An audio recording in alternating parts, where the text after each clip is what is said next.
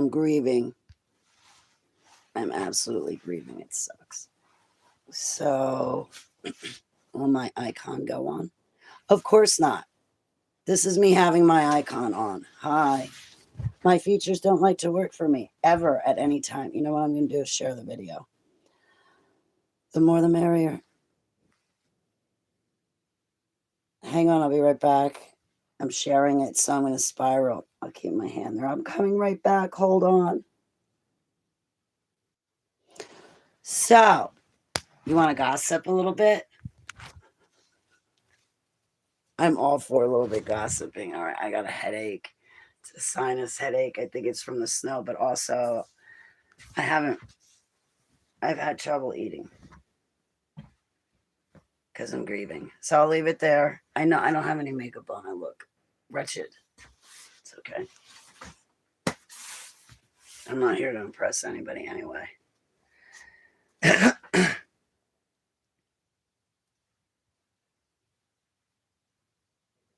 And that means I'll only look that much more better when I do get dressed up. I'm grieving and in my night clothes and no longer with the ability to call Stu. And I thought about him an awful lot. And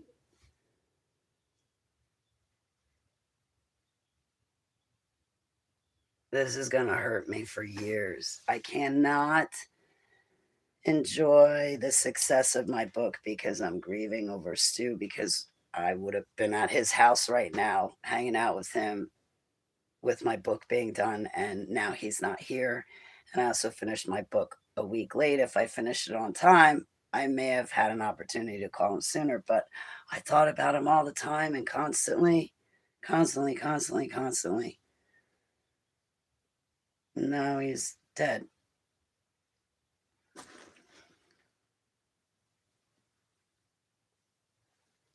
I worship and praise Yahuwah for Ruach Kadesh and Yahushua Mashiach Shem. I lost two best friends. I lost two best friends in one day. No, they did not know each other.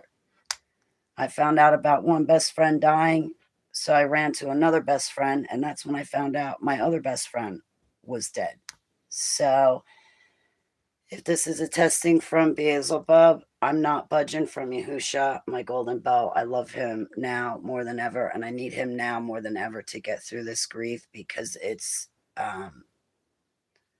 if I don't have Yahusha, I'm going to succumb to the grief and then cease to exist. My heart will just stop beating because I have a broken heart. I have a broken heart over Stu and Vinny passing. If the phone rings, I might have to go. Hey, Joe, it's so great to see you. Good. So you're going to help me eat. They don't make enough weed. They don't make strong enough weed. They don't make the classics. They don't make enough weed for the crap I'm going through.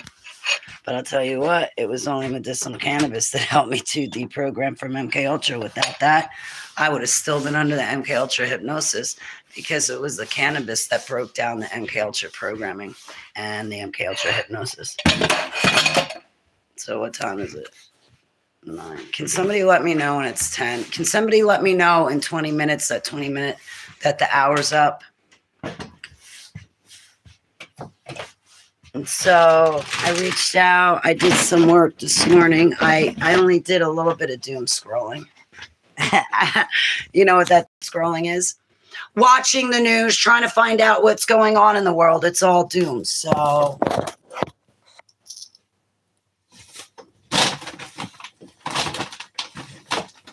oh wait, wrong. They get mealworms. I need you to know when it's on the hour, whatever time zone you're in, it doesn't matter. I need you to know when in 20 minutes it's the hour, so I can give the chickens mealworms. All right. Yeah, like I would just say hide the user if you did. Thank you.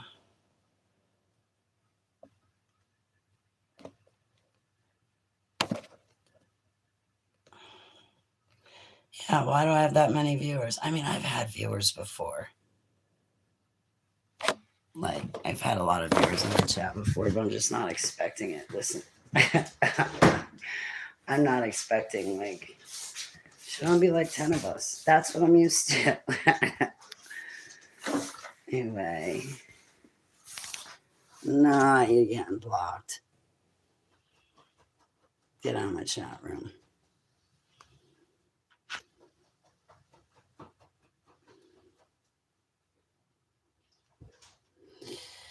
You know what? Okay, I feel a little bit more comfortable now that all those other people are blocked, Joe. I don't think they're people. I think they're bots or trolls. So anyway, you're going to help me. My book is released. I can't believe my book is released. It's finally done, over with. I turned it over to one of the publishers. I wonder what the other publisher has to say. But listen, I kept my word.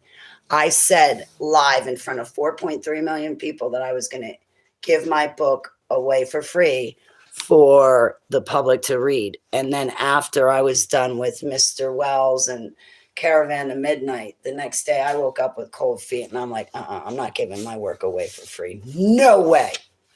So as you notice on my website, there is no download option. You can go to my website to read my book, and that's the only place where you can read it. Unless you're a friend and I give you a copy, in which case you better not share it. That's a gift from me to you, and you better not share it. However, now that I've handed it over to the publisher's going to go through it, and he's going to make corrections. And I have another publisher, and, you know, he may also have something. He's going to have something to say if he even wants to be my publisher and work with me. But he's going to. So where I am is my book's done. My testimony for Yahusha, it's done. It's up on my website. Go read it. Yes, you're going to find some mistakes. I'm not giving it another read through. I'm not giving it another read through.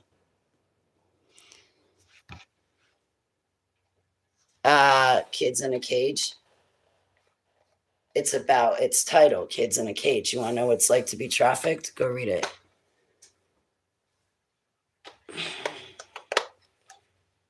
If those are real people, thank you. If they're bots, I'm glad the bots are being nice to me today. Because I'm grieving. So anyway, I think they're still bots. The book's released. Hi, Young Shadow.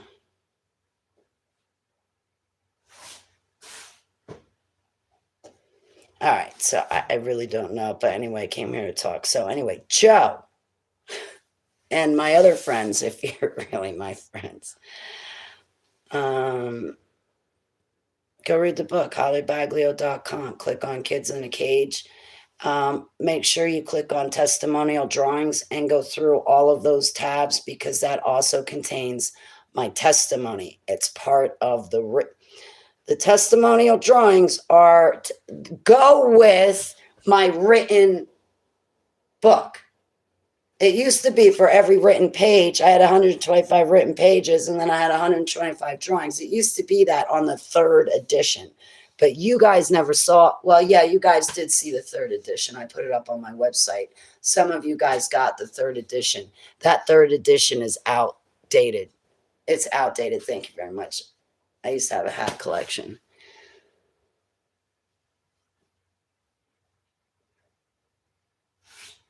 Who are you to talk to me like that? Why are you calling? What? I don't know about that, Baglio. Get out of my chat room. I don't want your doubt here. I didn't see any of the other comments.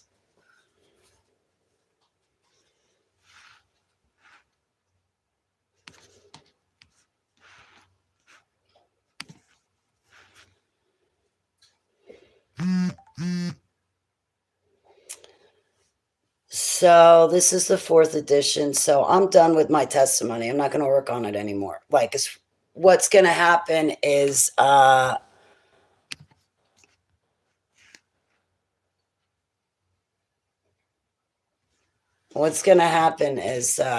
you see how the numbers are bouncing up. It's got to be. I'm trying to Young Shadow. So this is the fourth edition. So the publisher's going to make corrections. Right now, I don't want to say her name. It's private and it's got to be private so she does not fall under spiritual attack or retribution attacks from people because she's helping me. So the publisher's going to read through it. He's going to make changes. If I see any corrections, I can turn around and say, hey, would you mind doing this with the paragraph? But he's probably going to do it anyway. So, hey, Doug, it's great to see you. You got your glasses at work? Doug, you could email me and I could probably make it easier for you. Use my Gmail, hollybaglio11@gmail.com. Or if you're on WhatsApp, we could talk about it through the email. But anyway, yeah, hollybaglio.com. Click on Kids in a Cage. But when you click on testimonial drawings, the bubble and raft dreams are important. The prophecy ones are important. And then I forget, I know I got worship and devotion and feasts and festivals or feasts and anniversaries. Those are drawings that I made for Heavenly Abba. But the bubble and raft, the bubble dreams and the prophecy dreams, you definitely want to look at them. But the other drawings are really cool. You should check them out because I made a drawing of the earth when I read Genesis. So I read Genesis and made made a drawing of the earth. So like scan through the other drawings. But like my testimony, my personal, intimate, active relationship with Yahusha is spoken of in the bubble and raft dreams. So when you look at the picture, there's descriptions underneath. I walk you through my dreams and visions and my life and my walk and my calling with him and who I met along the way. I'm not endorsing anybody. I'm just telling you who I've met along the way. I've met you guys. There are people that I endorse, don't get me wrong, but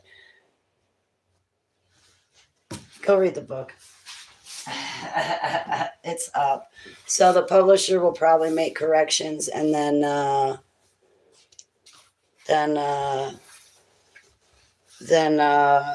I'm hoping the publishers will have it on the market March 1st for purchase internationally. Hey, Steve Moore. Yes, it is. I put it up. I met my deadline. Doug, I met my deadline. I put it up February 1st about 5 or 6 p.m. But then yesterday, I just finished tweaking my website. I think it's tweaked. If you find any mistakes on my website, it's minor, like things like you might see the word was instead of were or were instead of was. But I think I've corrected it. It looks immaculate. You'll find minor mistakes, but it's quality work. You'll find it's quality work. Thank you so much. It's 272 pages. I am Holly Baglio, your hostess with the mostest, keeping Yahusha Mashiach the focus. Shanti is from Aquarius Rising. She's the hostess with the mostest. Period. Okay. All right. Let me start again. I just, with all due respect and love, because I used to be saying this the same time she had her opening. I had no idea. But anyway, I'm Holly Baglio, your hostess with the mostest, keeping Yahushua Mashiach the focus. And I am broadcasting to you live from HTV Kitchen, HTV Mobile Studios, right here in my beautiful garden home state of Nazi, New Jersey. Fourth Reich Rising, babe. I want my HTV. What? Stop. Get down. Stop. I don't want you knocking my teeth out or giving me a black eye.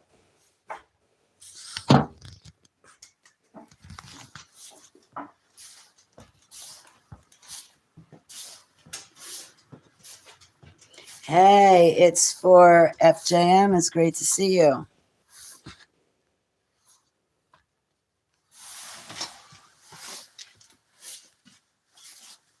I don't want that garbage in my chat room. I really don't want it. Hey, guys, it's beautiful, fine, folks. It's so great to see you. So, hollybaglio.com, click on Kids in a Cage. But again, click on testimonial drawings because on the third edition, I had a drawing for every written page. They go together. When Abba said, give your testimony, I made him a picture book. Okay, listen, there was 10 months where I could not talk. And I had all this stuff up in my head and I had to get it out. So I drew pictures and I wrote descriptions underneath them. This is my book was a part of my therapy. So every thought I had in my head, I sat down and I typed out a paragraph.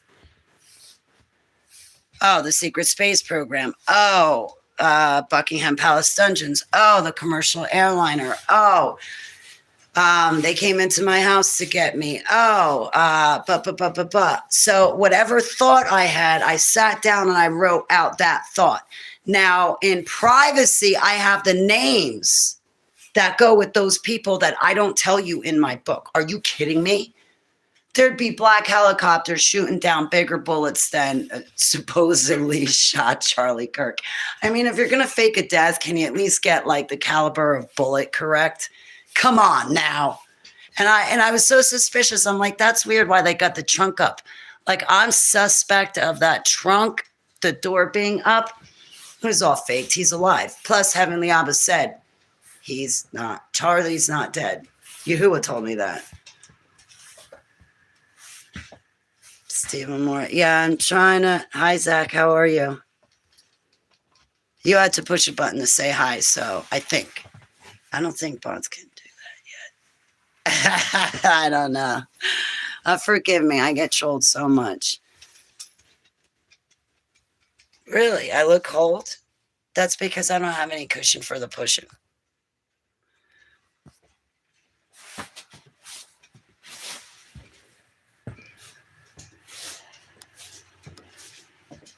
That's a long way a roundabout way to say I don't have meat on my bones, so it's no wonder why I'm cold. It is my golden coin. Now I can have my golden age. Yes. Now the golden age may commence. How are you? It's so great to see you. My book is up.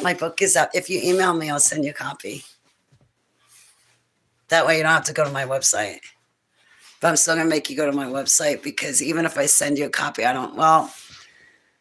you got to just go through the drawings and read their descriptions. Okay, first of all, I'm not a dude, and don't talk to me like that. When I want to tell somebody off, I call them a dude. I don't call them I'll sign it to you. I don't call them I think this is how you say mother fudger in sign language. So I don't say that anymore. I call them dudes and dudettes instead of calling them. All right. I'm sorry, Abba. I repent. I repent. I don't want to stub my toe for being too much of a wise ass. I repent. I bind and cast away profanity, mimicking, mocking, lustful, seducing, familiar, stealing, deceiving. Lustful, seducing, familiar, mocking, mimicking spirits. I bind and cast them all down and away. I wish I could bind and cast away bots. Hey, zombie. No, I'm grieving. I'm at that point of grieving where I'm curled in a knot, screaming and like crying because I had his number pulled up so many times. I just had to press send. I thought about him constantly. And the fact that I was thinking about him constantly meant, Holly, call your friend. He's probably in trouble and he's your best friend. Call him. It's your connection. And I never called him. And I have a lot of guilt and I'm grieving at the loss of him because the person I was planning to call to spend my book being complete with was Stu Grossmith. And I'll tell you what, it wouldn't have mattered who was in my life. I would have been like, I'm going to hang out with Stu. But see, I don't date and do all that crap anyway. Stu mattered.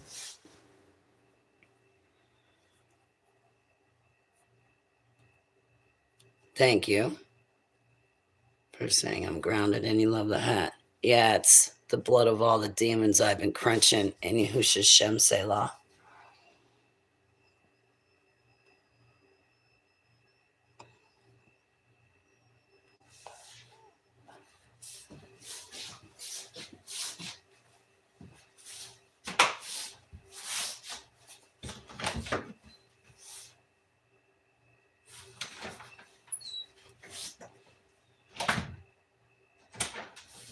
No. So you can help me eat.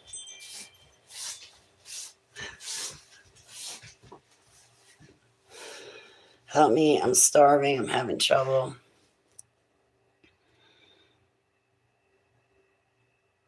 Me neither, Steve Mo. Me neither. So this is like a future private video. I want to hang out with my friends because you're literally all I have left. I don't have all my friends face to face are dead now. Except for my godmother and sister, but I'm not close with them the way I was with my best friends. I am close with them, but not the way I was close with Vinny and Stu. And no, there's no sex involved. So get your minds out of the gutter on that one. They meant way more to me than to defile them with sex. And I always used to tell them that, like, I don't want to defile you and what we got with sex. Well, Stu was the one that, well, let's get married. The joke was Stu and I, like when we worked construction together, the little jingle I made up was Stu and I were getting married. It was a joke. But at the same rate, I just loved being with Stu. I loved his company. He was home to me. And now I'll never get the chance to call him. And when I did have the chance to call him and I was thinking of him, I did not call him. And now I'm kicking myself in the ass because I did not call him. And now I'll never have the chance to call him. And I don't know. I don't know that he won. I did not win his soul to Yahusha, but I didn't win Vinny's soul either. But I think Vinny, okay, I don't want to get into the heaven and hell stuff. I'm going to stop right there because I did that before I put the video on private. I'm not doing it again. It's rude and disrespectful. I'm having a tough time with it because I can see beyond the veil. So it's making my grieving even worse because I know the truth.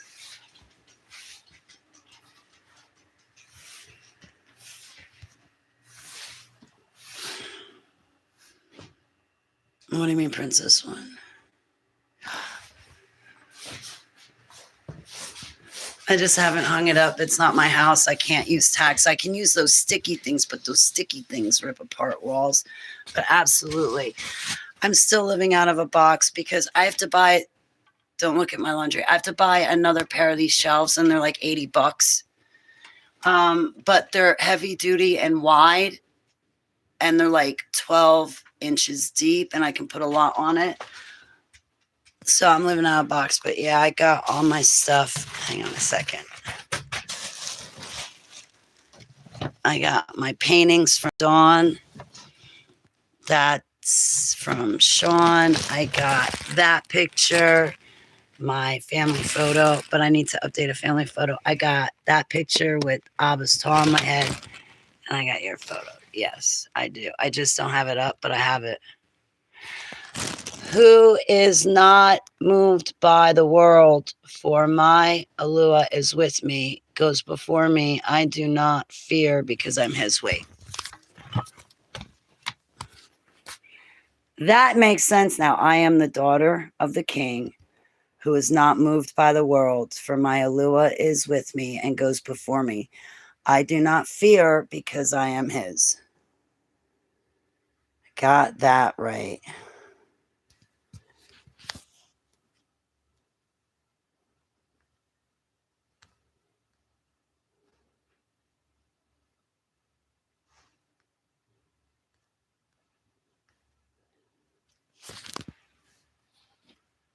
Yes.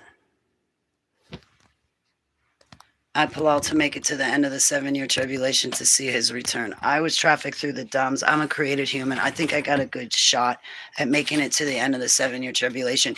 Plus, the last 2 times I died, it's up on my website. I have two drawings for each death experience and what it looked like. And yes, I've cornered the market in stick figure drawings. Leave me alone. I forget that girl, that younger girl, Anna or Ariana. That's a famous, very talented painter. She talks to aliens. Yeah, I'm not her. I'm Holly Baglio, and I cornered the market in stick figure drawings. I love my crayons. I remember the dude that collapsed my lung always making fun of me and my crayons. And it's like, yeah, you might make fun of me for having crayons, dude. But I have to use crayons in order for you to understand me, okay? So you keep mocking my crayons. For other people, I use pencils and pens. For special people, I get out my calligraphy pen with the feather, right? So you keep mocking me and my crayons, but I got to use crayons to communicate with you, dude. So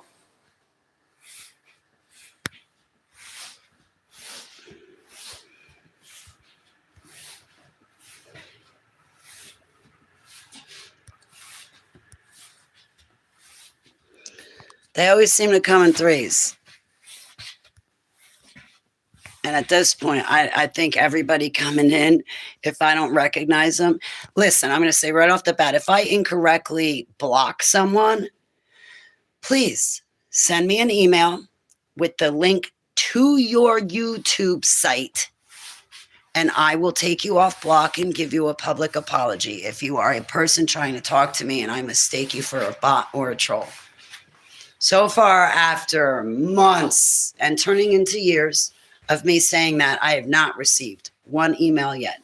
My email, you can find me at hollybaglio11@gmail.com. Use that email for this. I check my emails. I got a bunch of them. I don't use a bunch of them, but you can use. I'm old. Did you just see that move? I'm old.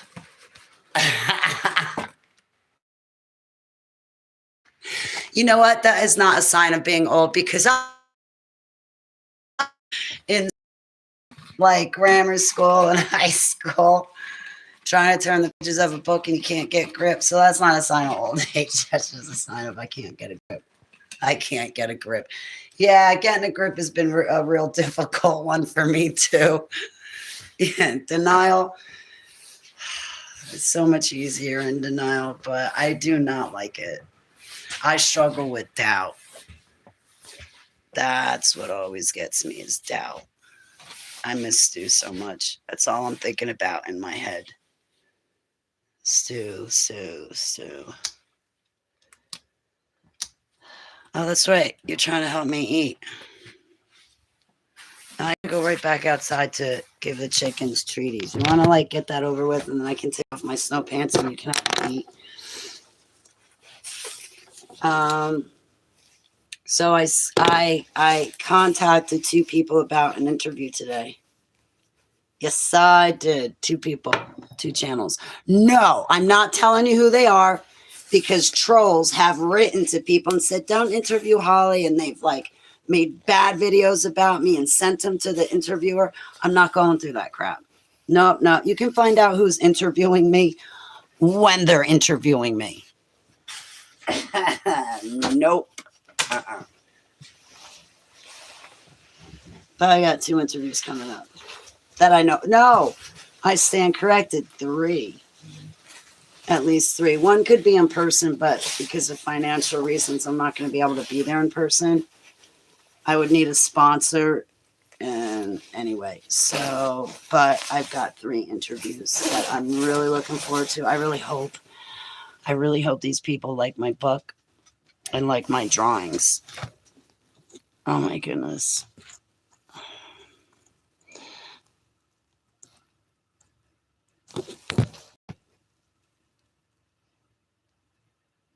Pitbull Princess. Be a real person, because that's kind of a cool idea, and that was like a cool thing you said.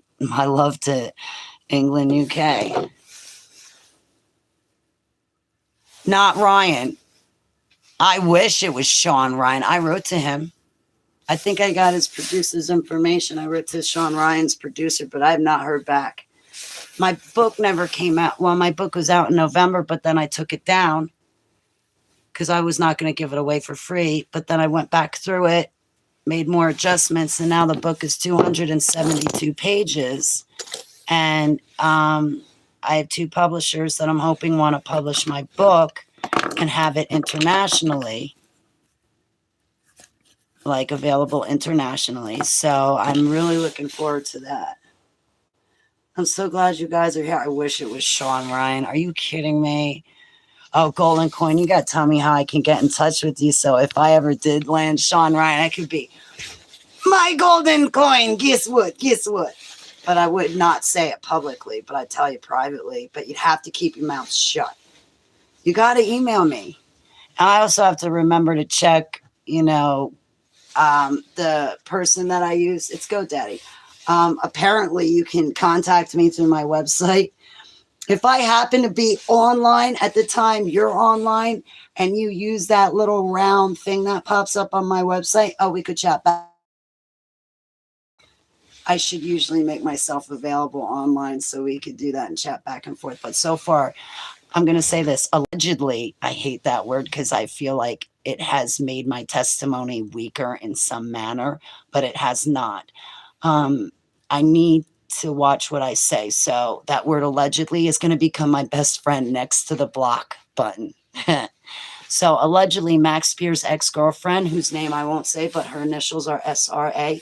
Allegedly, she is the only one that she signs me up for subscriptions for schizophrenics and all this other stuff. So I have to block those emails coming into my personal email account. This is what SRA does. Allegedly, she signs me up for things I don't want to be a part of. She tells people that I'm schizophrenic and I have drug problems, and then they contact me. Meanwhile, she's the one buying drugs from Maryland and allegedly trafficking them over state lines to Florida to sell them to her customers who want to have a God experience because she says she's a shaman. No, she's not a shaman. Do you know what a shaman is? A shaman is someone that is raised by a tribe and brought up to be a shaman. It's a person raised in a tribe from birth all the way up. And that tribe raises him to be a shaman. A shaman is not somebody that just shows up and goes, hey, I'm a shaman. I do Reiki. I do this. That's not a shaman. That is somebody misusing the term. I know what a shaman is because when I was tore up as a super soldier and I escaped the dump, I found a shaman. I found a medicine man. I found the chief. And he patched me up and I got back home that night because he put me in a kiva. Okay, that's a shaman. Not Max Spears' ex-girlfriend is not a shaman at all. She sells herself and things. She sells herself and allegedly. She sells vitamins allegedly. She sells parasite cleanses allegedly. She sells shrooms across state borders allegedly and never gets arrested for it. I cannot believe that the Florida police don't start looking up websites so they can see that the only way to get SRA's attention is if you buy her and pay her money. And have you allegedly? And have you ever heard her do meditation? I kid you not. Let's do a run through right now. Okay, close your eyes and breathe. Okay, you're going into level 1 of the astral realm. She uses other stupid words. Okay, are you at the gate of level 1? Okay, breathe. Okay, breathe. Okay, now you're at level 2 at gate 2 and you're in the astral realm. What do you see? Nothing. How do you feel? Oh yeah, see that's the sheer, that tingly stuff and bland feeling you feel. That's it's crap like that. She does no real meditation. She doesn't have any power. She doesn't know what she's talking about. She has to pay people on Etsy to come after me in the spirit realm. Do you know how many strangers I have fought because SRA paid somebody else to come against me? It got to the point, I kid you not, it got to the point there was one spiritual attack where 4 of them showed up at the edge of my property. And one of the people that was standing there saw who they had to attack, being me. And I kid you not, whatever they had to attack me with, they dropped it right there and walked away. And the other 3 were left standing. They're not bigger than my Yahushua Mashiach. Yeah, shamans and witches are 2 different things, but there's a bunch of witches that try to call themselves shamans. And all of this is allegedly. Allegedly.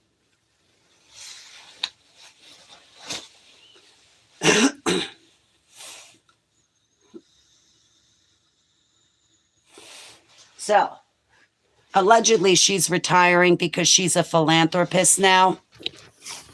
That's something that the dude that collapsed my lung would say.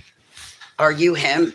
Because I know when Ito died, he popped up in my chat room trying to talk to me, but he found me talking about him and the circus he dates. You can grow your hair out and color it back to normal. It still doesn't mean you're not a circus. You know, with apes and clowns and monkeys and I don't know, flying people. So, yeah, they are.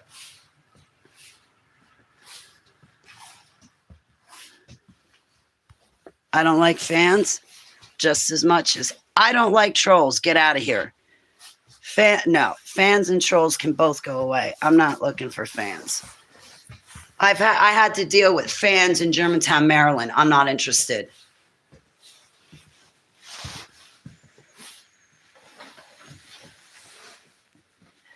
You want to be a platonic, true blue friend or acquaintance? That's one thing. But no, take your fans and shove it.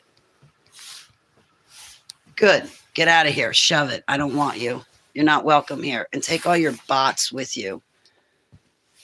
Yeah, but it's not going to put, it'll make me feel better, but it's not going to put me in any better of a mood, Steve. I'm still going to be stubborn and moody. I'll feel better, though. My stomach will feel better. What was I doing? That's what we were doing. We were going to go give the chickens treaties first before I eat. Yeah, totally procrastinating to take care of myself. Probably about 10 o'clock. I don't have a clock around here. Yeah, 10:15. I'm late feeding the chickens their snacks and getting me breakfast. I'll get breakfast. I know what I want. I want 5 eggs, a banana, and my high calorie, in my 1,300 calorie shake is what I want. But no milk because I don't want my intestines to hurt, so only water. Their coop needs some help. Your mansion needs some help, doesn't it? Yeah, I'm not the one to help you.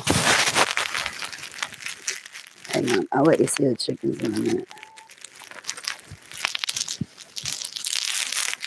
You'll see them in a minute because they're going to start jumping up and down. Stop. Don't, no, get out. Get out, get in. Stay in. Yeah, I got your mealworms. I don't let them eat out of the black thing anymore because they attack me. So I noticed that, I cannot let them eat out of this black thing or put it low because they just attack me. But these are Doodle Doo Doo, and these are my hens, and they have names. That's Whitey 1 and Whitey 2, or that's Whitey 1 and Whitey 2, but that's Belgium. No, that's Belgium, that's medium, and that's heart. We call her Meddy. No, actually Edie. I'm sorry, Edie. It's not a lot of chickens.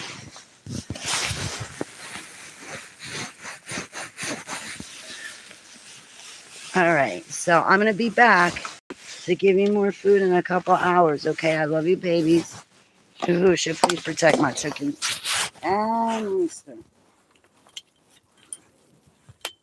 All right, so long as you are taken care of, now I can eat.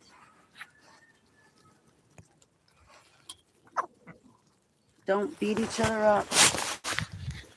Okay. Case. Come.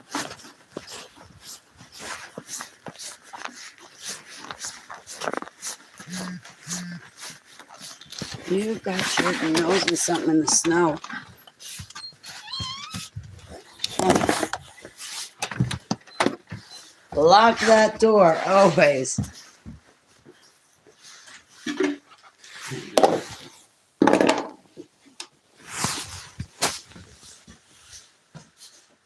Hey, Lisa Ann, how are you?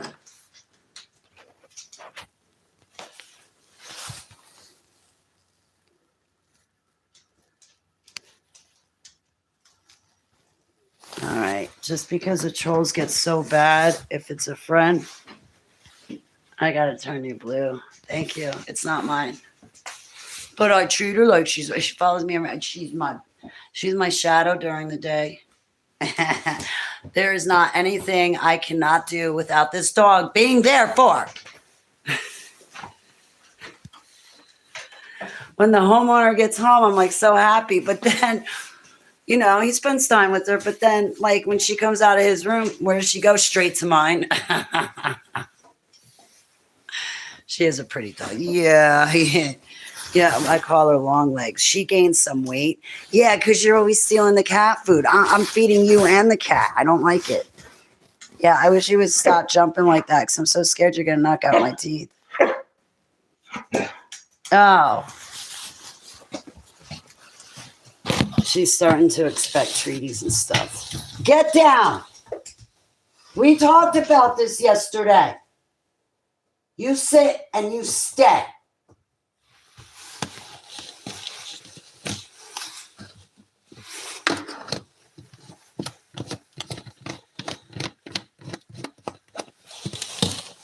I'm allowed to give her these. Stay. You be gentle. Gentle. Don't bite me, like gentle, gentle. See? You got to be easy. Gentle. Easy. Stay. Stay. Good girl. Okay. You got to stay. Now, easy, easy. There you go. Good girl. Okay. No more. No, look at me. No more. No, get out. Get out of here. Like, having animals is like having toddlers.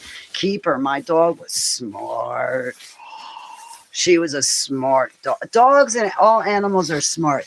Any human that says an animal is stupid, that human is basically saying, I'm a retard. I'm one of the stupider humans that has walked the face of the earth. Never listen to me. Yeah, she is a sweet girl. Long leggies. She's my long-legged girl. Long leggies. Yeah, you got long leggies.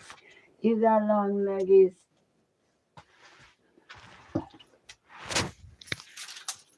Right, I was about to. I only saw part of that. And where's my cat? If you're in here.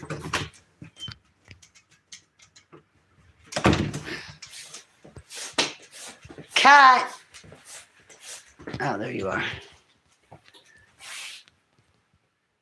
Hey, it is great to see you, Greta.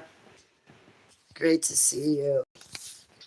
That's why I keep walking around. I keep walking to my bedroom to get water, and then when I get, then I'm forgetting because I'm trying to eat right. Yeah, so my friend Stu died. Oh, you got to email me so I can get you a copy of my book, Greta. Stu died. I kept thinking about him, and never called him. And now it's too late. And do you know where I would have been right now? Stu's house, celebrating my book. Vinny's house, celebrating my book. Driving my godmother up a wall. Stu's dead. Vinny, and when I found out Stu died Saturday, I found out the same day he died. He was found dead in his bed in the morning. COPD. Well, a couple hours later, I went to call Vinny, and that's when I found out Vinny was dead. There's nobody left for me to call.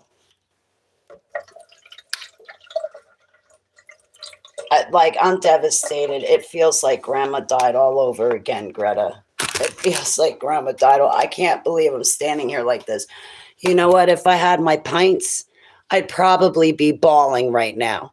And I probably really need to bawl. I have cried, but I have not. I'm like so broken apart inside, Greta.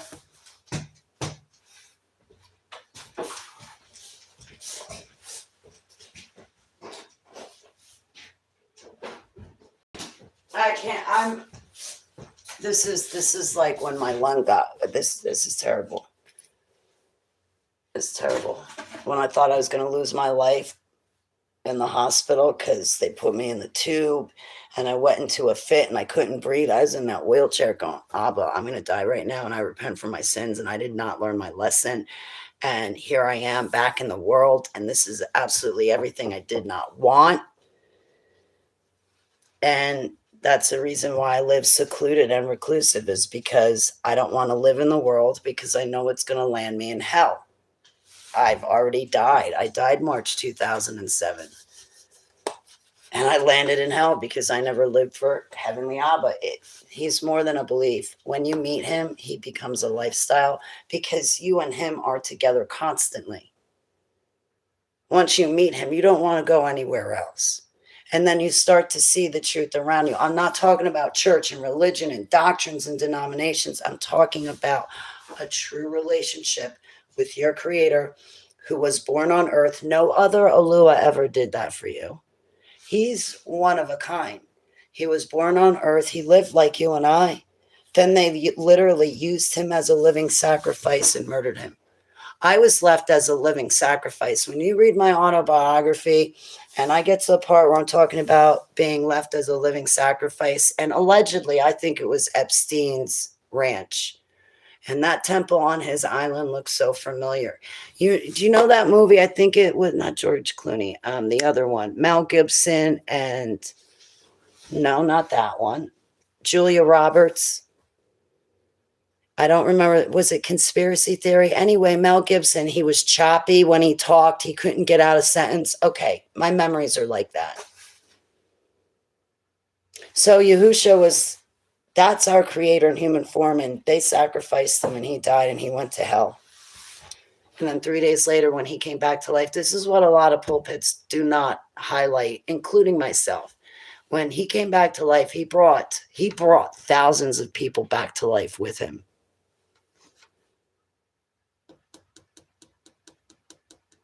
When he was in hell for those 3 days, dead on earth, but in hell, he came 3 days later. When he resurrected with thousands of people with him.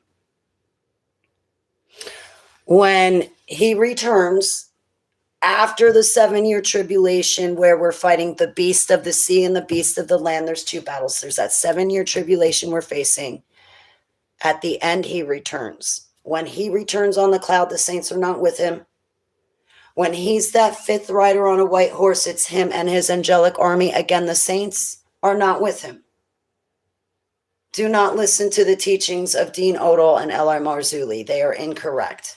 They are wrong teachings. You can go look at my website under testimonial drawings, prophecy, dreams, and visions, and look through there. And that way you can get a feel for the truth. And you can also read and listen to Revelation yourself. It talks about what's going to happen in the spirit realm and then on earth, because everything as it is happens in the spirit realm first and then manifests on earth in the physical. We're just another dimension. Like heaven's a dimension, just like hell's a dimension. So getting back to his return. So after the 7-year tribulation is done with, he's going, when he's that rider on a white horse with his angelic army, he's going to grab the beast of the sea and the beast of the land and literally cast them into fire and brimstone. Boom! Fire and brimstone now has its 2 first prisoners, and that's the beast of the land and the beast of the sea. We know the beast of the sea is Apollyon, Abaddon, Osiris, and I rebuke myself for saying those names. I should have spelled them out, but I don't want to lose my thought. Okay, so when Yahusha's done with his angelic army doing this, he also at the same time takes the L word. I don't want to say his name, but every time you say Satan, people associate it with one being. It's not one being. Satan is like the kingdom of darkness. Satan is a title. But anyway, Yahuwah is gonna, okay, so he chains up Satan and Satan's cohorts, and they are in hell with Yahusha now on the surface of the earth, literally physically reigning for 1,000 years. So when he when he's done being that fifth rider on the white horse, casting the beast of the sea and the beast of the land into the pit of fire and brimstone, he chains up Satan with Satan's cohorts, puts them in hell. And they're going to be in hell for 1,000 years. Then what Yahusha does is he resurrects, because every time he returns, he's bringing dead people alive again, because that's him. Like, that's him. He's life. So he's going to resurrect the people that get their heads chopped off instead of taking the mark of the beast. That he's going to set up his kingdom. He's going to have a literal 1,000 years of reign. He's going to gather, which is not a rapture. His angels are going to gather the 144,000 people that made it through the 7-year tribulation, and they're going to be brought over to Yahusha, and they're going to be with him while he reigns on the earth for 1,000 years.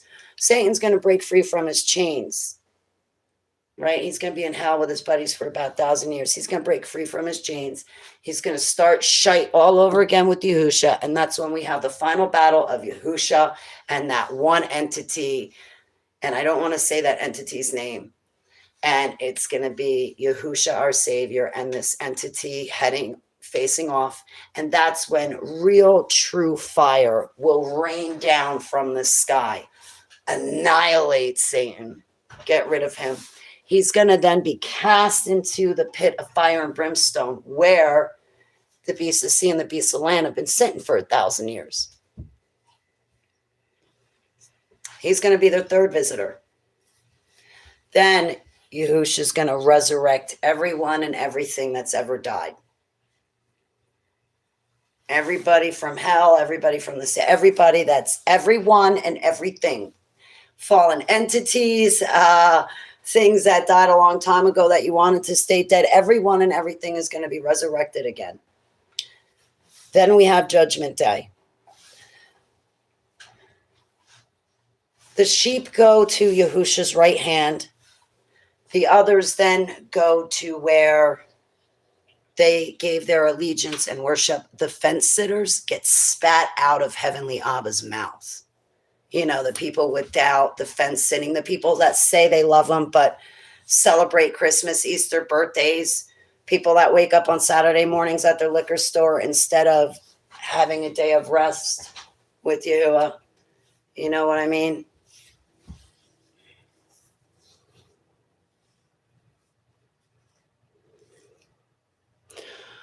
Right? So I forgot why I even explained that whole long story to begin with, because I had something to say and I wanted you to know what Abba's shown me, and I wanted you to know my perspective. So that way, when I told you that other thing, you'd be like, oh, okay, I see how this fits in. But now I can't remember that other thing I wanted to say. So never mind.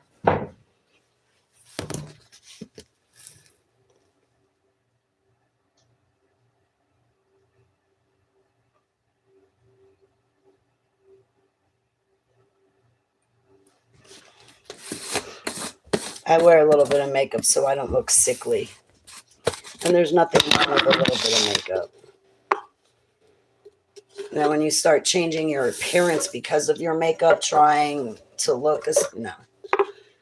But there's nothing wrong with a little bit of blush or mascara or even a little bit of eyeliner.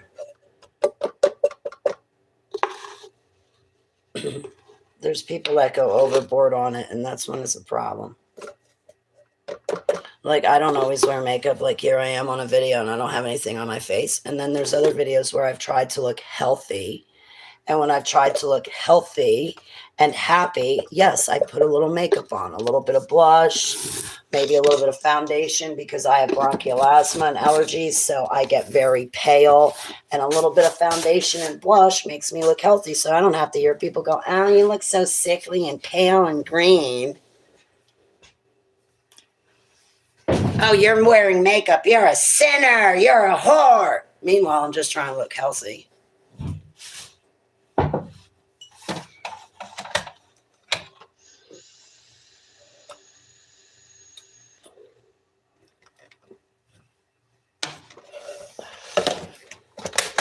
Yeah, they're probably in hell, Lisanne. My friends that died, that's what I've been trying to delicately say this whole time. That's what I've said on Facebook. That's what I've said in all of my videos. You guys don't get it. And I've been saying it since 2014. I can see on the other side of the veil. I can see who's going to land in hell now before they get there later. That's why I live a secluded and reclusive life. So when my friends die, it's not just the personal loss of them in my life. It's that I know where they go. So to sit there and say, oh, they're not in pain anymore. Yeah, they fucking are.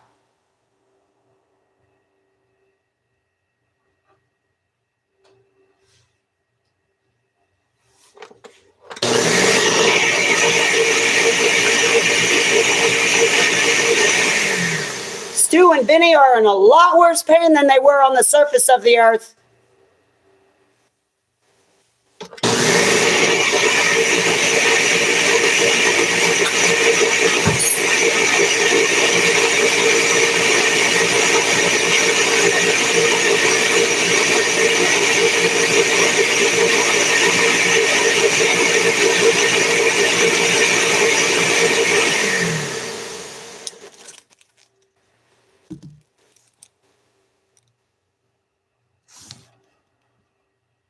Don't tell me to calm down when I'm grieving. Excuse you.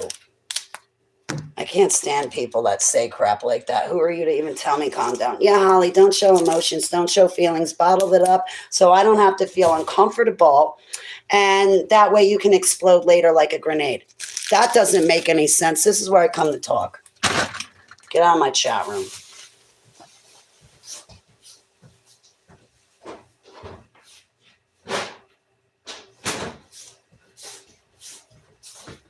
I don't know what else to say now. I have to put the fucking video on private. And it was turning out to be such a great video.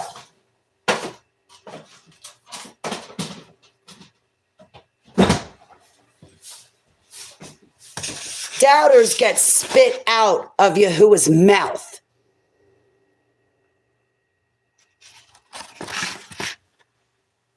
Doubters get spit out of Yahuwah's mouth. I just had a couple of friends die. Do you know how much it pains me to sit there and see people go, oh, they're up in heaven smiling down. No, they're not. Stop giving false hope. False hope hurts a lot worse than the truth.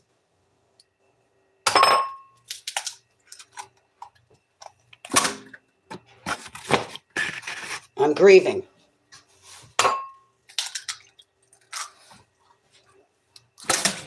I think Vinny might be up there.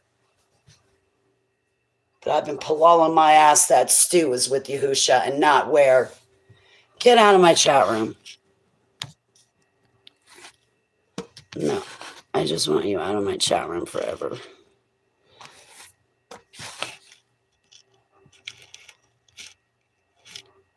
Hide.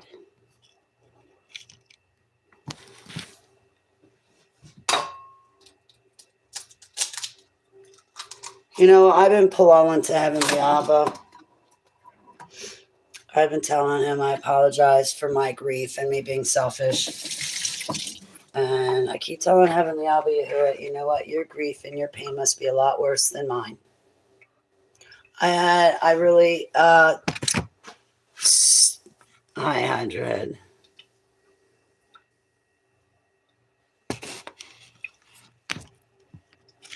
Thank you. Anyway, I keep telling Heavenly Abba, I was like, I'm grieving for my loss, but let me consider you for a minute. You lost a lot more than I did. You created them, and they didn't even want you. Oh, they said they wanted you, but they didn't live it. Or they doubted you. Or they never believed in you to begin with. My stepdad is not up in heaven looking down on me. He's in a sea of people now for not even believing in anything. Do you know how difficult that is to deal with? My biological mother is headed straight there. And there is no spending a couple of months or a couple of years or a couple of decades in hell, paying your price, and then you get accepted to heaven. There's none of that. That's all false doctrine and false hope.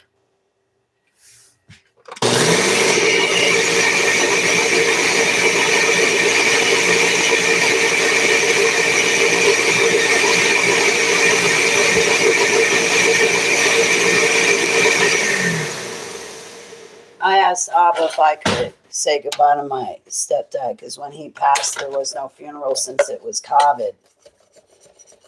So I went to, of course, a funeral home and paid my respects. But then I went to Abba and I was like, I have a lot of remorse and da-da-da-da-da. I haven't talked to him in 5 years, and I would have loved to have taken care of him, I just wish he wanted to talk to me and reach out to me or something. But anyway, 9 months after my stepdad died, my Heavenly Abba Yahuwah took me to see my stepdad. And then it took me about 5 years after that to be able to deal with the truth. When Heavenly Abba took me over to see my stepfather, all I do is Abba brings me and I see a sea of people. And they're all kind of gray looking. I just see a sea of people. There's not benches, chairs. There's not trees, shrubs. There's not anything. There's nothing. It's just a sea of people. And I approach my stepfather, and when he turns around, I see his face. And the first thing he says to me is, Holly, what are you doing here? Not, why did you bother me and wake me up? No, Holly, what are you doing here? Because I know exactly in March 2007, when I died, I know exactly why I landed in hell. It was because I didn't live for Abba. And I'm going to tell you guys something. If you think running around to a bunch of different videos on YouTube is serving Abba, you got another thing coming. Fellowship only suits you. It does nothing to further the kingdom of heaven. You need to be doing spiritual warfare. And if you're not doing spiritual warfare and actively engaging in it, even if you do not see angels and demons, even if you don't have spirit eyes, you need to actively be engaging in it morning, noon, and night for yourself, for your friends, and for strangers. For people that have nobody praying, pulling for them. You need to be engaged somehow, some way. And I'll tell you what, the other thing to walking on the narrow path is that you need to live in his ways, which means you need to celebrate his feasts and festivals. And there's only 4 of them. Everything else is Jewish tradition.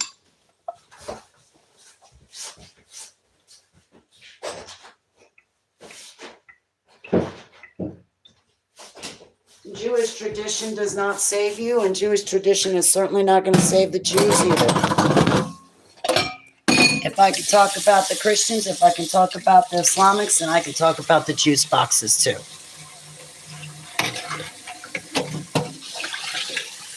I don't see any anti-hate speech or any anti-harassment and anti-stalking laws for the victims like myself.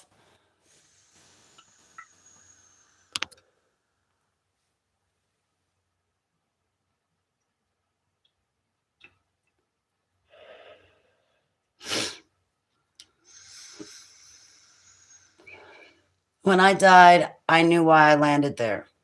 So if I had seen somebody else, what I would have said to them is, if I had stayed in hell, and if Abba did not come and get me out and resurrect me, and I stayed there, I would have probably said to somebody else, if I saw them and knew them, I probably would have said, why are you here?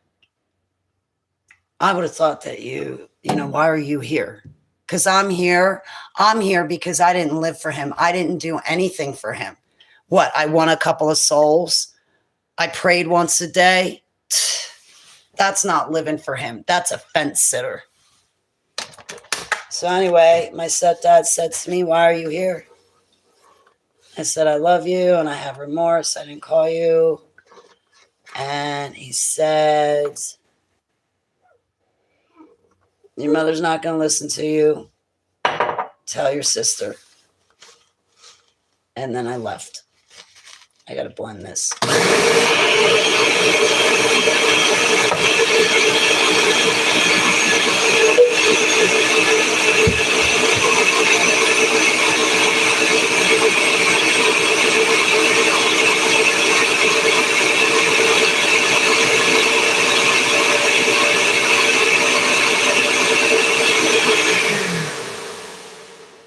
I got to blend it again. Why doesn't it get those little pieces?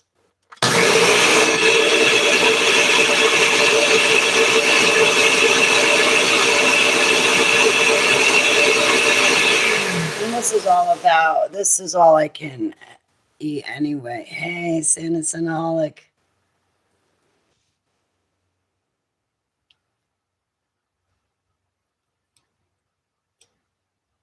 No, it's a place of hell.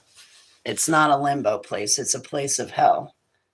Maybe what you would consider limbo, maybe this place looks like. But if you don't believe in him, you don't believe in anything, you don't even believe in aliens, you're going to wind up for eternity in a sea of people.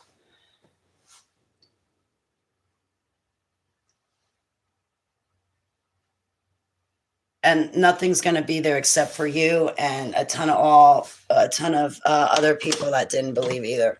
When I died where I landed, I could have only hoped to get to that sea of people. Because where I landed was in complete black. And right before it came alive, the black, the darkness, right? Because it started to stir. Right before it came alive, I felt these two white arms at my back, and I felt like I was being carried. And then I felt lowered down, and whispered in my ear by those two white arms was, marry me. And then I felt these two white arms push me back up. Next thing I know, I'm here on earth. Abba's standing over me, and he puts 2 breaths of air in my nostrils. And then the 2 white arms, him that gave me air in my nostrils, the 2 white arms, he said, it's now or never. I try to sit up and I can't. The 180-pound guy that strangled me to death in the first place is still on my chest. I hear the voice a second time, and Abba puts a vision of my Grandmaster Kwok, who trained me in martial arts and Hapkido, weapons, and tournament sparring. I see a vision of Grandmaster Kwok in my head. I hear the voice again say, it's now or never. Now, it's now or never. Yeah, I never called Stu. It's now or never. I go to sit up. And the 108-pound dude fell off my chest. I was able to get one hand on the counter, hoist myself to my feet, and get free.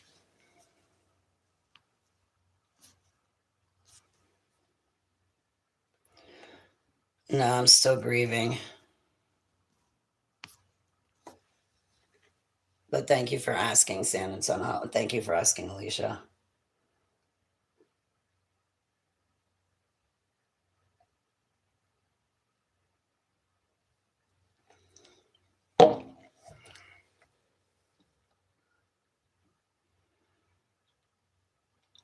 Seven years later, I married him.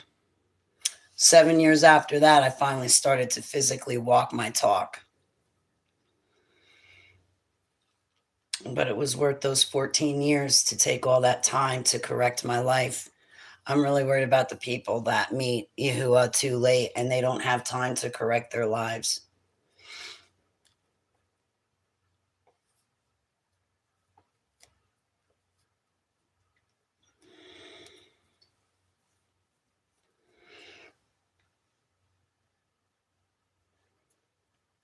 Lisa Ann, don't talk to them. They're bots.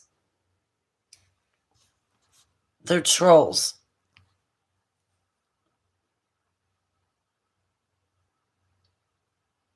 They've been here all morning.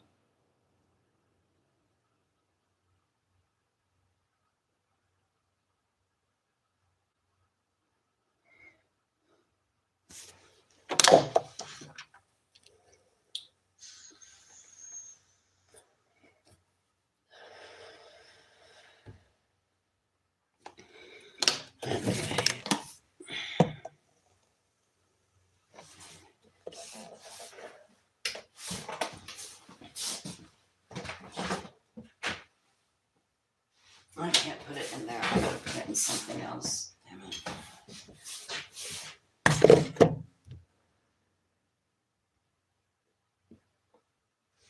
Only talk to other people in blue.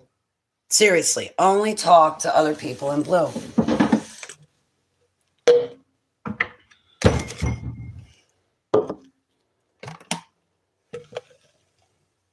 There's no reason to talk to somebody who's in white.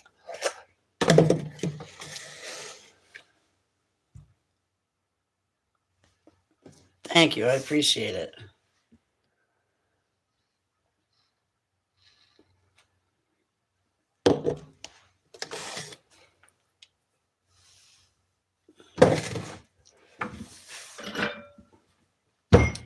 Two bananas. I only put 4 eggs in it.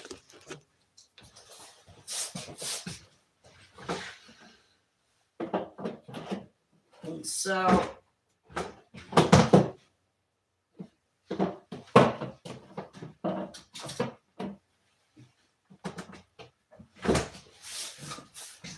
tasted something in my stomach, right? I don't want to start.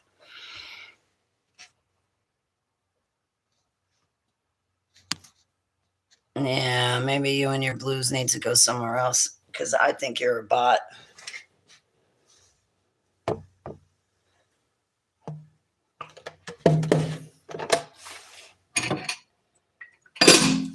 And if I'm wrong, you can email me a link to your YouTube page. I'll take you off block and then I'll give you a public apology. But so far in all these years now, I have not gotten one email because I've not made a mistake in who I threw out of my chat room.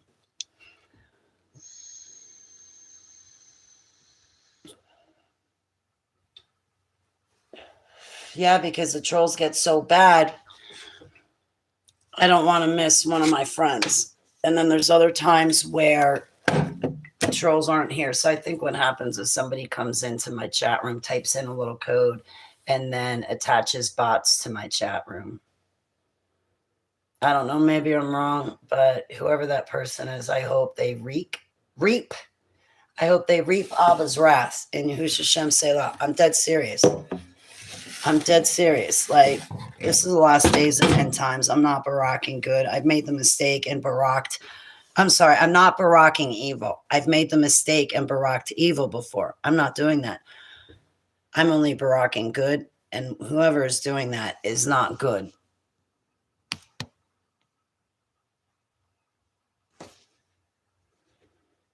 And me too, Steve Amo.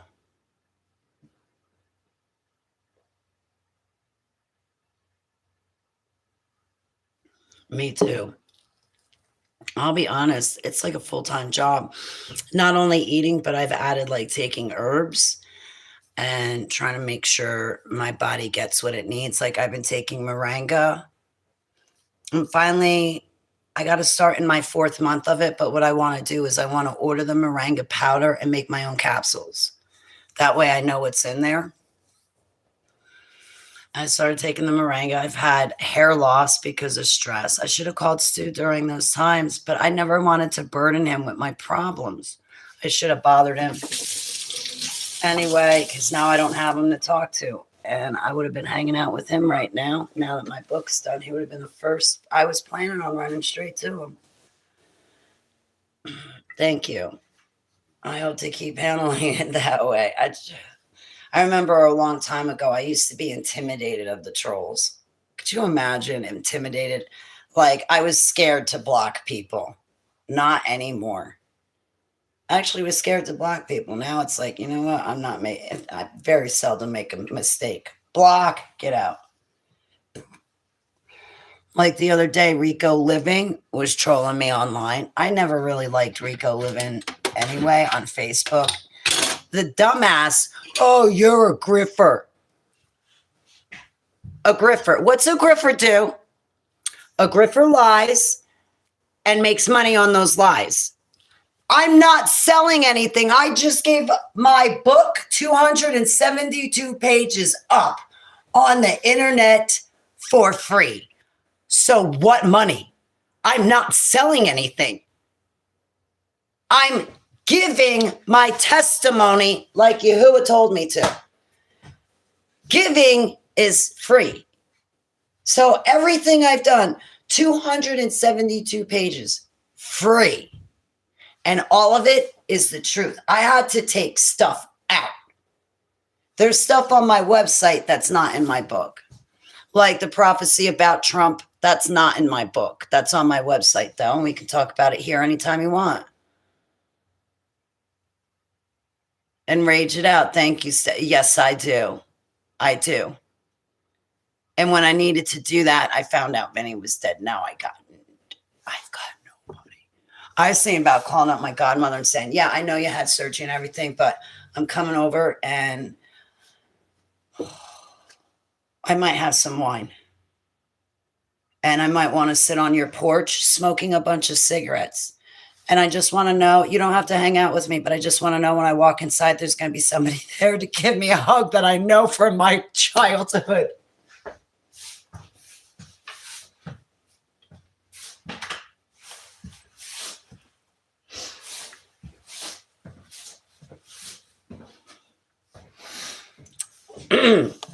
But I can't do that. But I could do that to Steve, and I could do that to Vinny. I could be like, I'm coming over. I don't care. All right, then I'm coming over tomorrow. By the way, I'm coming over. I think I can wait till tomorrow, but I'm coming over. I could do that with them. I can't do that with them. I don't have a friend like that anymore. They're dead. All the good ones are dead. It's because Satan takes them all.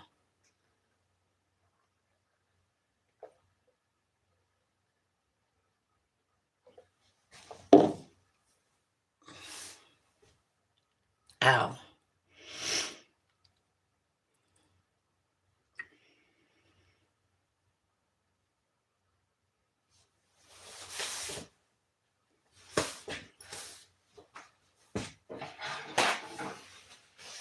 And I don't smoke cigarettes anymore. I know I vape, but that's it.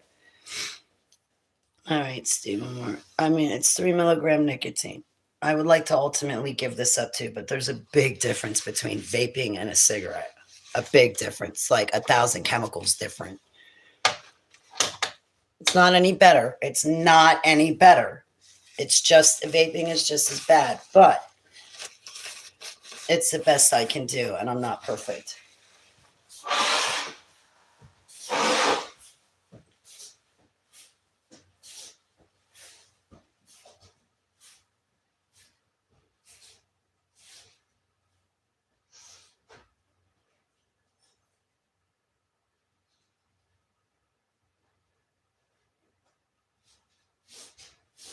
Yeah, Stephen Moore, what I would not mind, honestly, what I would not mind is they got,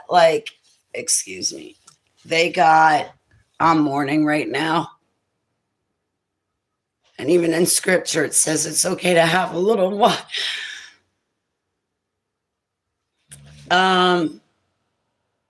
They sell in stores these 4-packs, and it's the bottles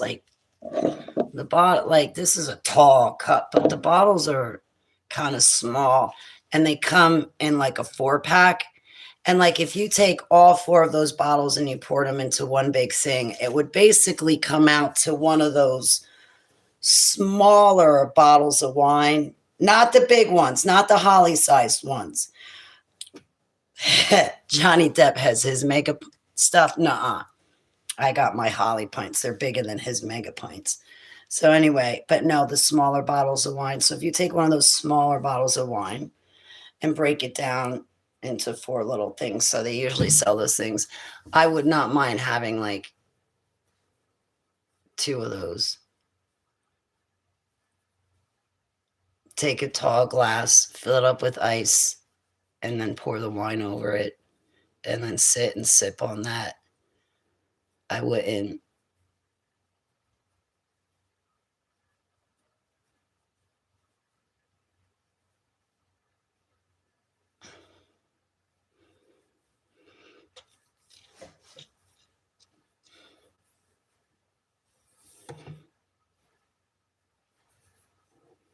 Oh no, I don't drink and take kratom together. I wouldn't even think about it. My kratom is usually worn off. I only take a dose. I take like 2.5 teaspoons. A dose is 2 teaspoons of kratom. And that's all I take is a kratom. Like how I make it, there's no chemicals in this. This is just the kratom powder. That's it. So I take this, add it to boiling water. Then I make it pass through a filter so my body does not have to process all this crap. Because I'll tell you, if you take the capsules, if you make your own capsules, that's better because at least you know it's only the kratom powder in it. But all this, you take it in a capsule, it comes out like that. So don't be surprised if you're looking in the toilet bowl and you see your bowel, but then at the bottom of the toilet, you see a bunch of powder. Yeah, you don't want the sludge. So if you go to the stores or gas stations or head shops, whatever you call them, what they do is they make tablets or they make the little shoddy bottles I used to take. I don't even take those shoddy bottles anymore. I don't know what it is, but if I take you know what it is because I've detoxed off of it. I've gotten off of it. And the detox was no big deal to me. Anyway, I suffer from pain anyway. I'm taking it to stop pain, but they make tablets that have a ton of chemicals in it in addition to the kratom. In the little shoddy bottles, it's not just the kratom liquid. They add other stuff to it. And even if you get the capsules, again, if they're pre-made, you don't know exactly. I love you too, Stephen Moore. I'm really appreciative. I'll probably take you up. I should take you up on giving you a call for like even 15 minutes, something. You know, if I did get one of those little bottles of wine, that would be a great time to talk to you. But I probably would not be much company because I have a lot of guilt and remorse. And anyway, I'm beating myself up. I'm kicking myself in the ass hard. I'm kicking myself in the ass so hard.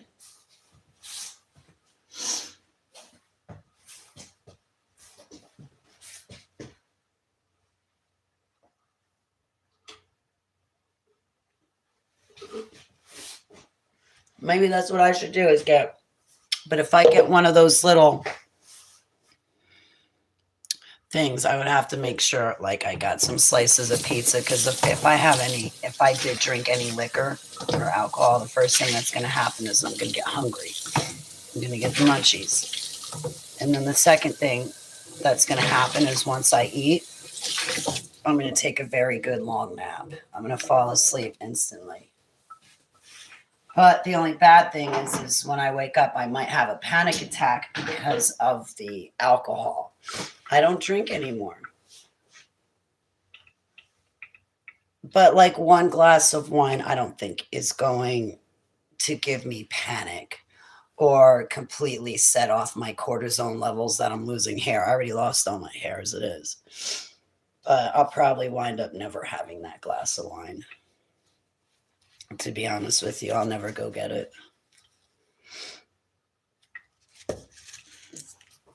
I already made a big enough mistake buying a pack of cigarettes because that's breaking my calling to Yahuwah, and I don't like smoking. And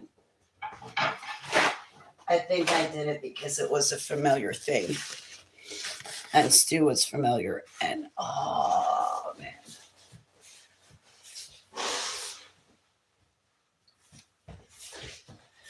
It's going to take me a while to get over. I'll tell you that much.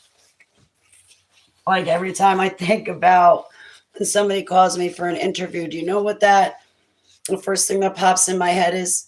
What pops in my head is a thought of me standing there giving an interview in front of everybody. And in my mind, I'm thinking about Stu and how I never called him. I only thought about it. And now he's dead and I can never spend time with him again. And I loved him so much. And then the other thought that comes in is like, how dare you even enjoy this moment because you are such a failure, because you did not walk your talk. You weren't there for Stu. I wish he had called me too. I wish he had called me too.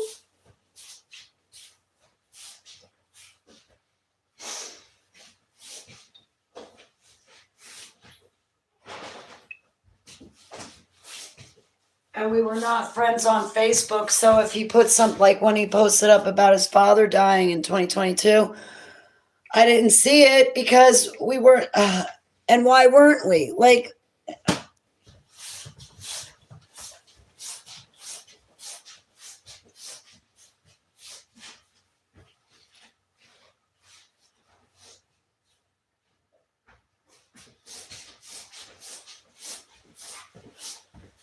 okay. I've got to wash a bunch of dishes, and I don't feel like it right now, but I need to.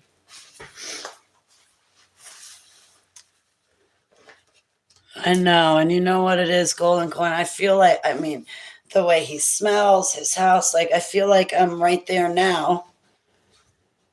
Like, his ways, his laugh, like, just the sounds he used to make when he was holding his breath after hitting a ball. Like his reactions to things, his laugh to things, like his embrace. And he just knew me. I mean, he worked with my stepdad for what, over 10 years? Long time.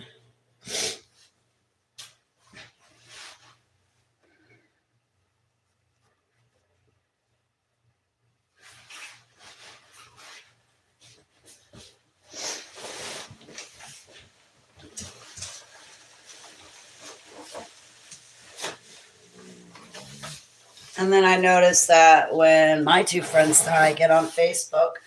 My one friend's husband dies, another person's kid dies. Everybody's losing people left and right. And I'm reading their posts and I'm like, they're writing their posts and I'm picking up on their pain too. And I guess people say empathy. Like I could just feel the pain coming out of them. But even if I was not grieving, I would have still been able to feel the pain coming out of them in their posts when they announce, you know, my spouse is dead, my kid is dead, so and so died. Oh, I'm going to die.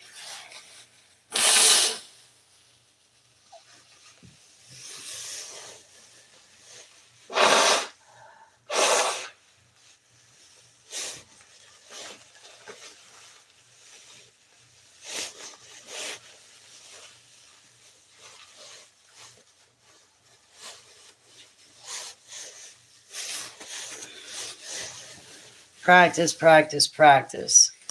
Right? I came forward in the public in 2016.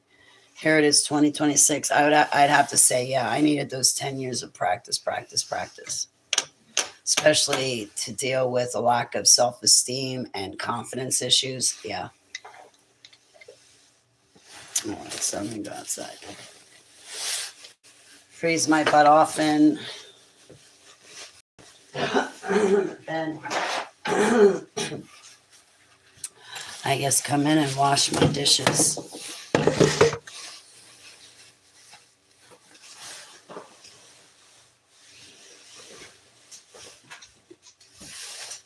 I have not got a friend in the world. I've got my online friends. I'm not forgetting you guys. I got it good with you. I'm not. I don't have face-to-face friends anymore. They're all dead.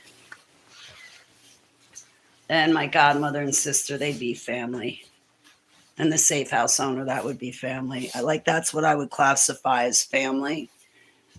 But as far as like friends, mine are all dead.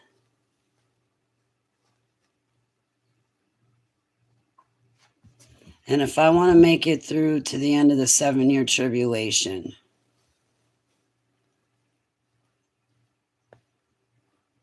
that's not going to be easy either.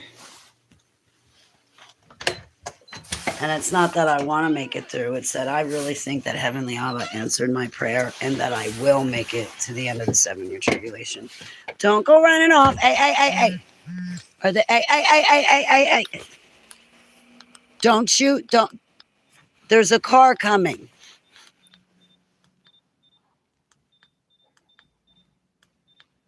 Hello? Can she come over and play a little bit?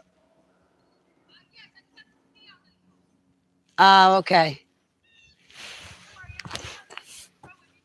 Okay, you can go, Casey. Go on. Go. Casey, go. Casey. Hey, go see your friend. You're not going to make me walk all the way out there, are you? Oh, my shoes are going to get wet and I don't. There you go. Good girl. Go, Casey. Go. Casey, go see Mia. Go see Mia. She'll figure it out. Good. Now the dog can have her little play date saying, I should have brought gloves. You know what? Let me go get gloves. Thank you, QP210. Thank you, QP210. I didn't mean to be rude. I just needed to make sure that you were, excuse me. I just needed to make sure that you were a friend and not somebody else. And I'm so sorry to be rude to you. I apologize. I've had a rough morning in my chat room.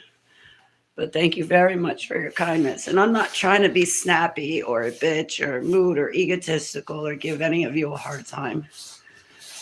This whole grieving process is different being fully reintegrated. I don't have the altars to help me. I'm not drinking. I don't want to drink anyway.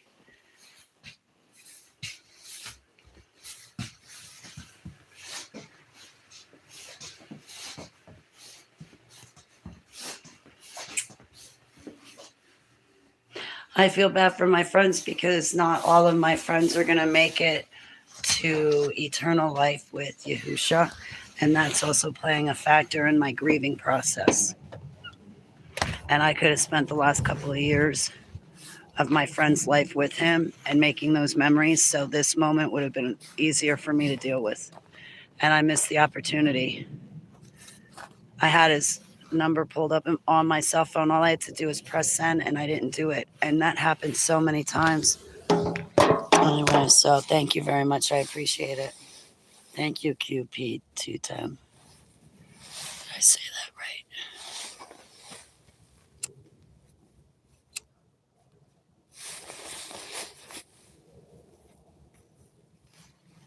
Yeah, I was fully reintegrated. Let me see if I can figure out the timeline. I fully reintegrated December of 2022. I never called to tell Stu that. I did call to talk to him. I think it was that winter, maybe the beginning of 2023. But how those years flew by, I was taking care of the elderly lady in Sturtsville. I would have loved to have been taking care of Stu.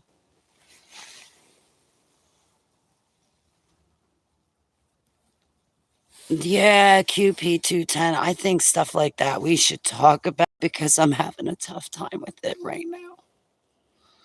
I think pulpits should be talking about stuff like this. That would be helpful.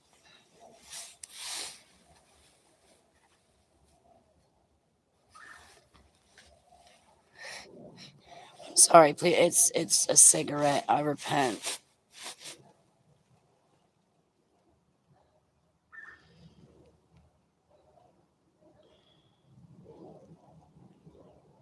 What do you do when not all your friends make it to eternal life? How do you deal with the grieving process then, especially if you didn't call them? Then what? Then what do you do? I pull to Heavenly Abba for mercy.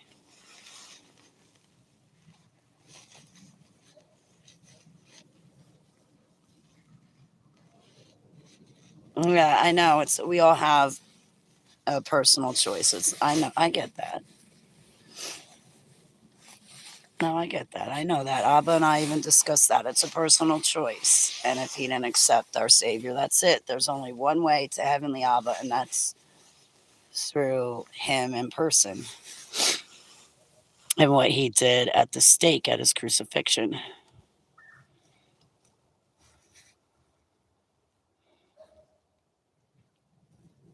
Yeah, I'm not perfect. I have my struggles.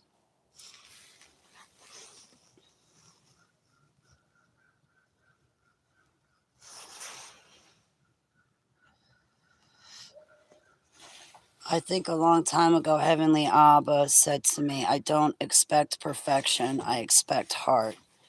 I did, like when evil passes underneath your nose, so to speak, Holly, I expect you to be able to pick it out. Now, you might not have it figured out in 3 minutes or 3 seconds. It might take you, you know, maybe it'll take you a few hours or a few days or a few weeks, but I expect you to be able to figure it out, and I expect you to be able to recognize evil in all of its forms, especially coming from the dumbs. But then again, Abba has a calling on my life, so I would have. He's going to judge me a lot more harsher than he judges you guys. You guys are not going to fall under the same criteria of judgment that I will. And I really blew it with Stu. Yeah, gold. Yeah, that sucks, golden coin. I have a bad thought. It's like, what if Stu cried out, if you're really up there, have Holly call me? And she says she's so much into you, so tell her to call me. And meanwhile, I was thinking of him, but never called him. And I was telling me, call him, but I didn't pick up the phone and call him. Meanwhile, he's real, and I'm kicking myself in the ass. But I asked Abba for mercy. Um, Stu baracked me. Stu took care of one of Yahuwah's. I'm one of Yahuwah's. And Stu took care of me. So um, I know that Stu was not into religion. Shoot, neither am I.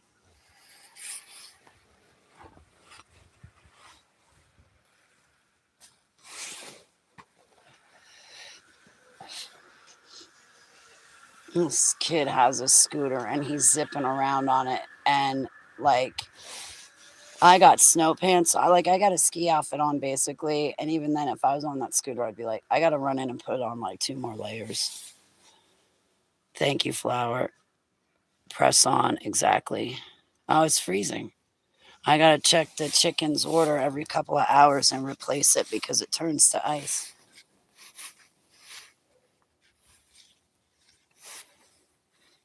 It's snowing right now. Lightly. Light snowflakes.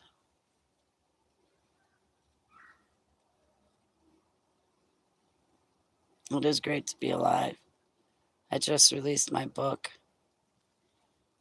I just released my book. I just released all of my drawings. It's official. It's official now. I'm an author now. You guys got all my drawings. You guys got my life story. Now I got to go back to the drawing board and figure out what my goals are from here. I want my book published. I want a hard copy. I would like to do interviews and talking arrangements, but they need to tell me what they want to hear.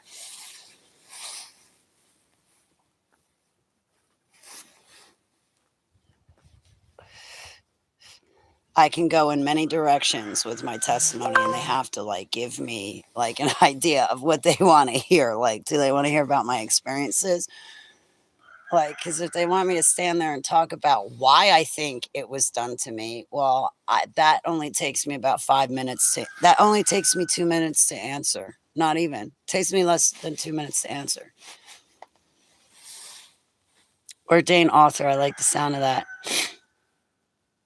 Ordained author. What other credentials? I think that's it. The ordainment speaks for all of it, I think, and the author is what I did on earth. So, yeah, right? Hey, Yahuwah gave me something to write about. Too much to spell. We'll keep ordained minister. That's an ordained author. We'll leave it there. Why don't we just say Holly? We could even shorten that and just say Hall.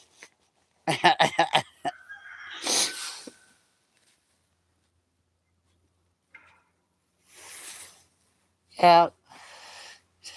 So I'm having a book viewing party right now through the month of February. So if you want to read my book, hollybaglio.com, go read it. Everything's there. Videos are there.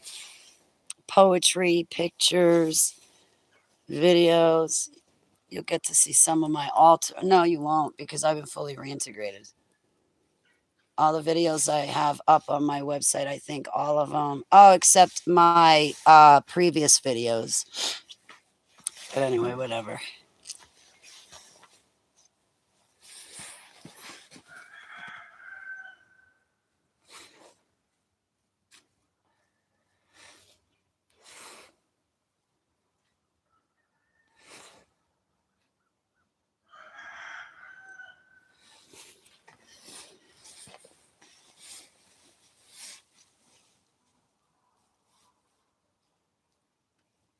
It is, Flower. Thank you so much, Flower. I really appreciate that.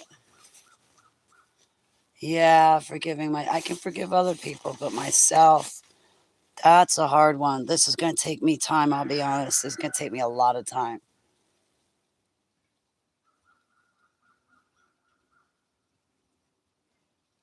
And now I don't have a home. Like, that home feeling? That home feeling is gone forever now. Well, like when I used to go to Stu's house, I felt like I was at home again. That's gone.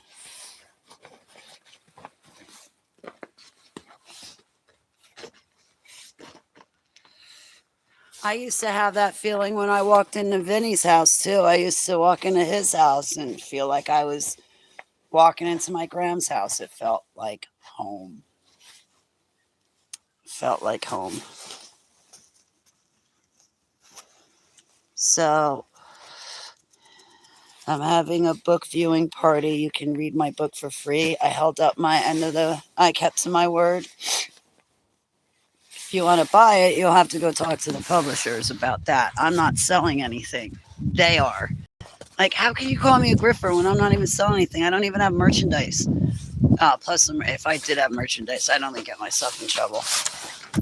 I have every snide comment.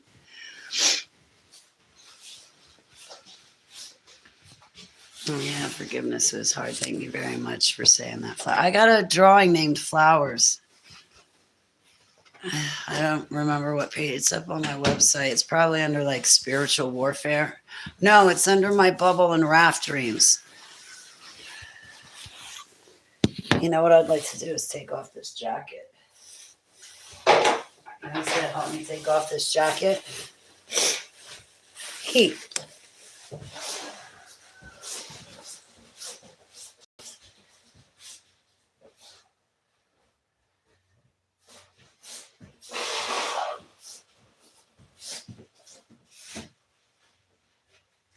I'm coming right back.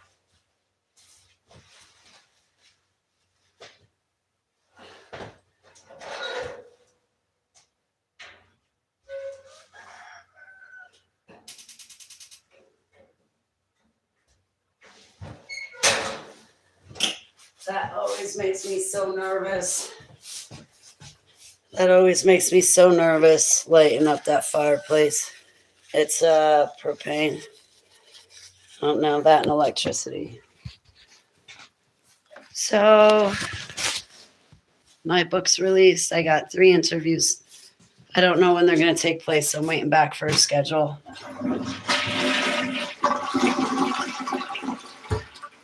They'll let me know. And then, yeah, I'm not going to look like this. I'm going to have to put this video on private. I shouldn't, because it's a pretty good video, except for my outbursts.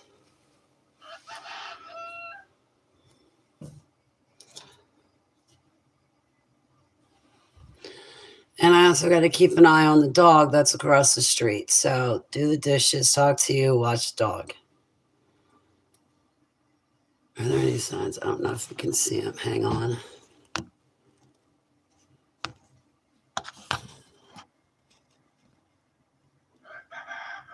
You see them?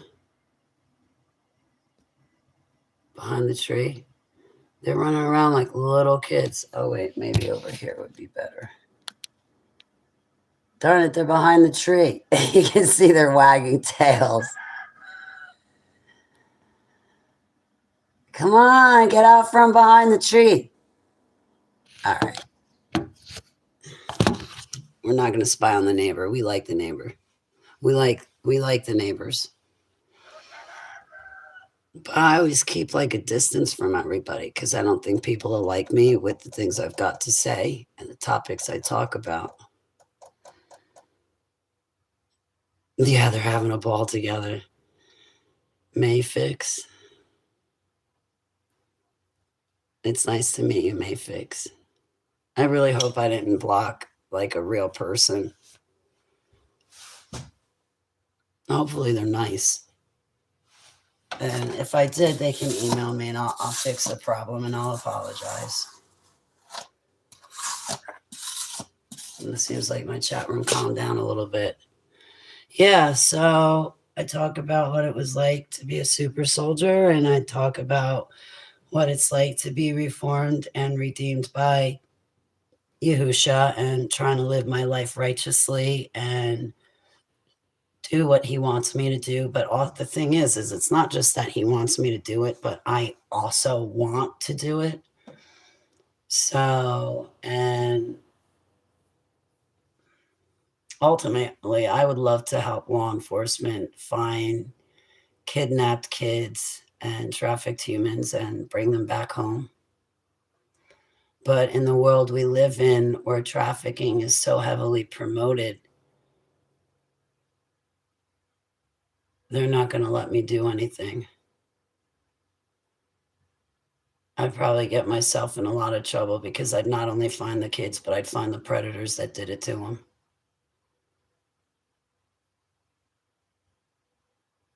And child trafficking and human trafficking and organ harvesting is too lucrative of a business. Hey, Lisa, how are you?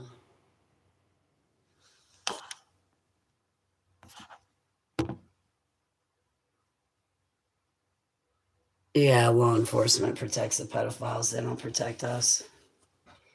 All right, I guess it's time for washing.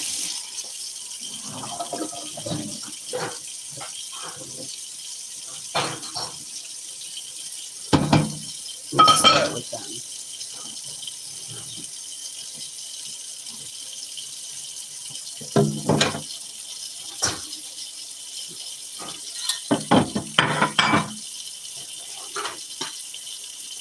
Those aren't mine. They're not mine. So they matter. Oh my gosh, look at the rest of it. Oh. It's going to take me forever.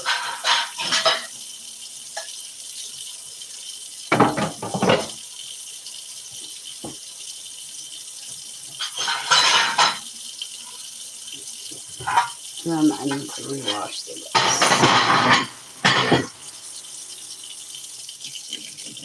Right, I'd be on their way, Mayfix. I mean, look at what happened to Max Spears.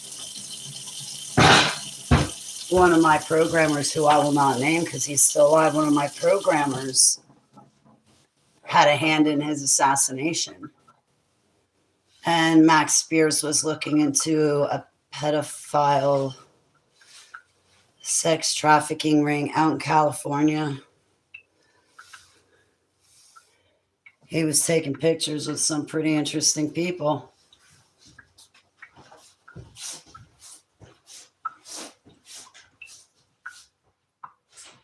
So,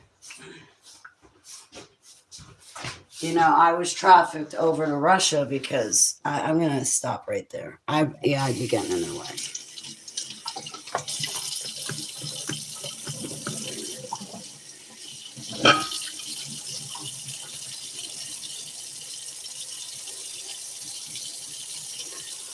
So I'll just sit here and talk to you beautiful, fine folks, and hopefully spread the word that way.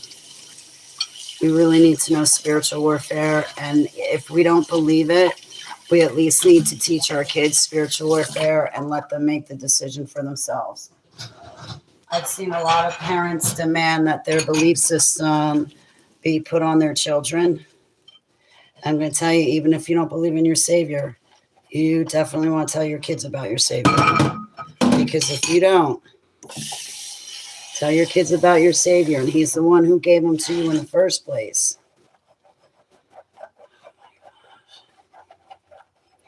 Abba?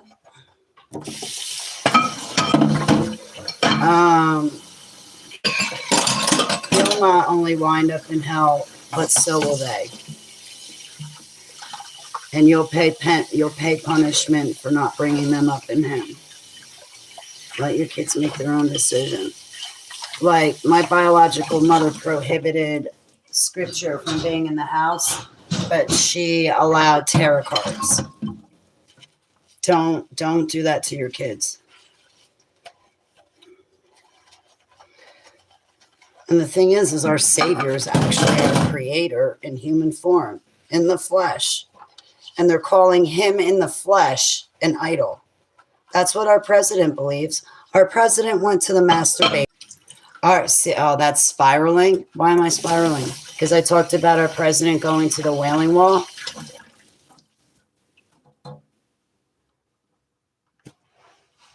Really? Here. Because I spoke about our president going to the masturbators wall. All right, hang on. I'm going to refresh. And it's going to spiral, but I'll be right back. Let me refresh. Is that any better? Probably not. Yeah, I just saw mine. Why? Why am I like this? Because you're in my chat room and I don't want you here. Your presence makes me like that. So anyway, yeah, so our president gave allegiance to the masturbators wall. Oh, come on, it's the masturbators wall. Every dude that goes up to it starts swaying back and forth. You know what they're doing? Ejaculating in their pants. They're becoming one with the Shekinah. And by the way, now that I said that, I finally passed it, and its legions down and away in Yahushua Shem. My companion is Ruach Kadesh, and the Ruach Kadesh is Heavenly Abba in spirit with us now. So, what else was I saying about our president? Well, it's the truth. I thought that he came to my testimony back in 2018 to support the victims like Marjorie Taylor Greene does. But no, he came to my interview back in 2018 because he wanted to come back to see if I remembered him.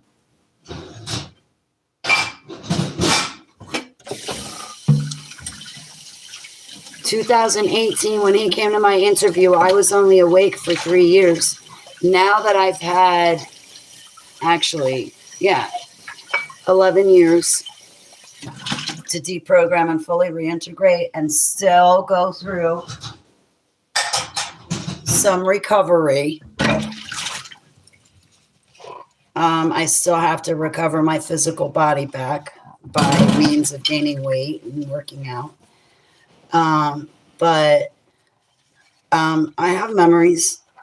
I have a lot of memories. I just did not put them in my book. And people's faces still kind of look fuzzy in my memories, but, Epstein looks familiar, Bibi looks familiar, our president looks familiar, allegedly.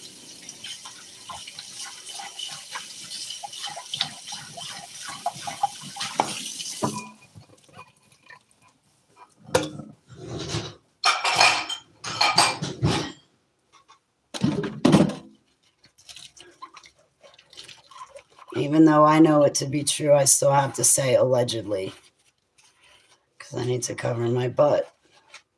I'll expose the predators, but as far as the programmers, not the ones that are still alive. Nope.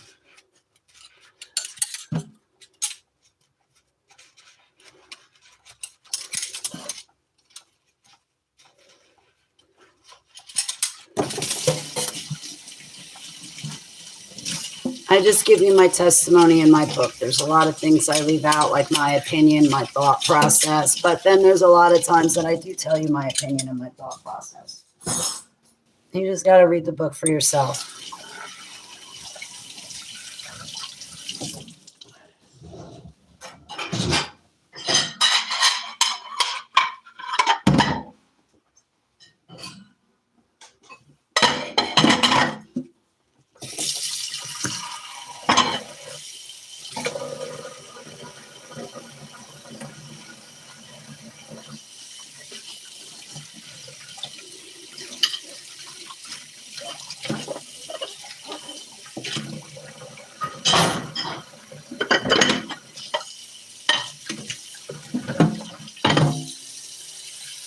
Washing dishes.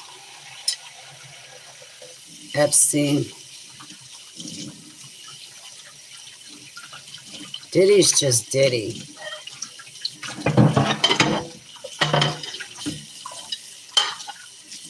I don't know about Diddy. I do know about Epstein. Epstein was very into eugenics. I'm a created human being. Anunnaki DNA, Rothschild DNA, my biological parents' DNA, and heaven knows what else was used in my creation. They used gene splicing in my creation, and then I was implanted in my mother's womb. While in her womb, I was traumatized, and when she delivered me, I was born breech.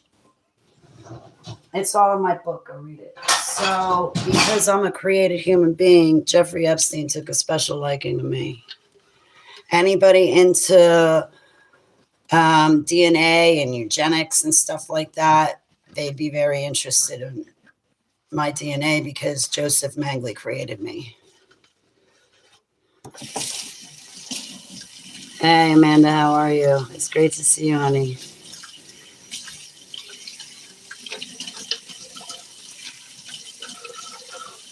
And so you can, oh yeah, Amanda, my book's out. Informally, that's it. Now I turn it back over to the publishers to see what they want to do with it, to form it into a book that they can sell. But I'm done with it, and it's up on my website, hollybaglio.com.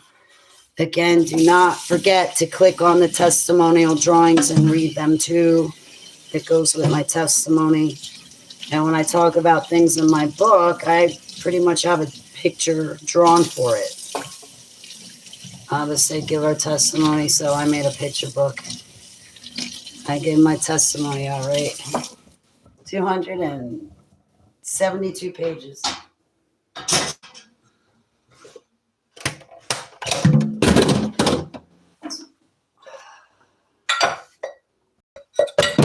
Let me make sure I got everything.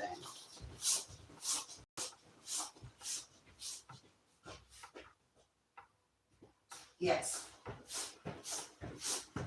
I'm the house cleaner. I expect to take care of the house, especially when I'm really good at cleaning. And maybe I perceive other people not to be as good at cleaning as I am. I'm anal. I can't help it.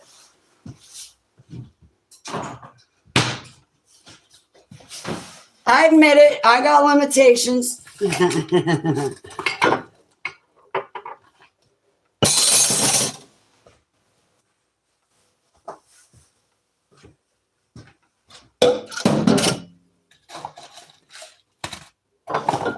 Okay, now I can start to see everything on the counter. Now I can start to see where I am a little bit more.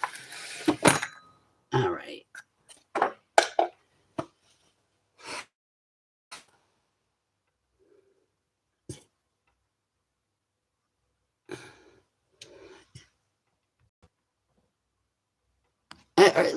Are you for real? Are you a person or a bot? Because I'm ready to block you. Joseph Mengele. Mengele, the angel of death from World War II. He did not die by drowning. Nazi mastermind scientist dying by drowning.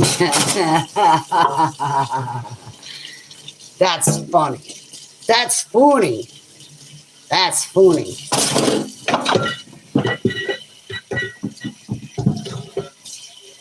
These scientists were not like Bill Gates, okay? They weren't. Some of these scientists were built. And they knew how to swim.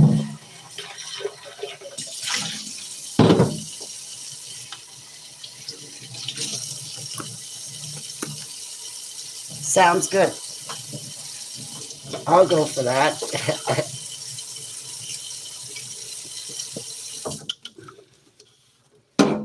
I was going to put the water on. I was going to make another cup of kratom and go back to my computer and see what I had to do. So on hollybaglio.com is my book.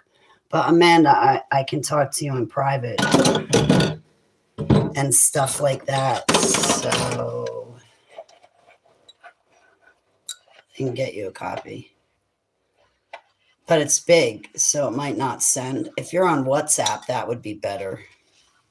WhatsApp accommodates me more than Gmail, my Yahoo, or anybody else. WhatsApp lets you send huge documents. You're being watched no matter what app you're on. You're being watched no matter what app.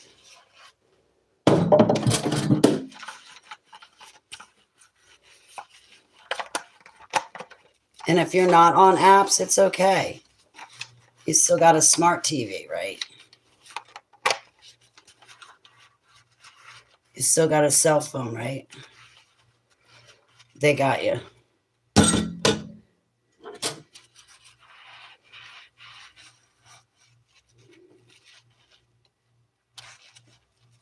Yeah, Joseph Mengele. He created me. Read my book. You need to know what your government has been doing with your tax dollars. Your tax dollars went into creating me and a couple other kids. And when they were done torturing us and traumatizing us, they sent us out to do jobs and assignments. They sent us out to do assignments and missions for them. With your tax dollars. You know all those kids being trafficked? Your tax dollars. All that Oregon harvesting, all the drugs coming into the country, your tax dollars. America's the biggest, as far as I'm concerned, America is the biggest next to that country formerly known as Palestine. You know, Big Satan and Little Satan, as far as I'm concerned, they're the two countries that are the biggest when it comes to child trafficking, organ harvesting, and trafficking drugs too. They have other countries grow it, but they make sure it gets to where they want it to go. And here's Trump saying how he wants to kill people bringing drugs into our country. But yet in other countries, he's growing it so that way in other countries, they can grow it in other countries and then take it off to yet another country to give it to their citizens to wage that kind of war against people.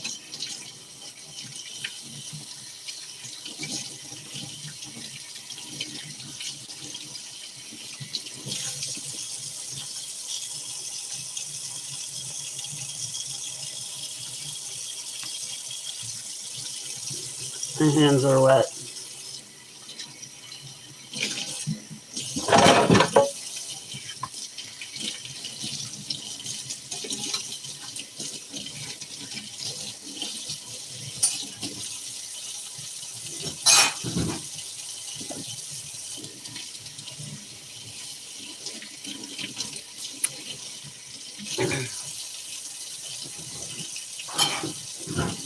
I can't wait till I'm done.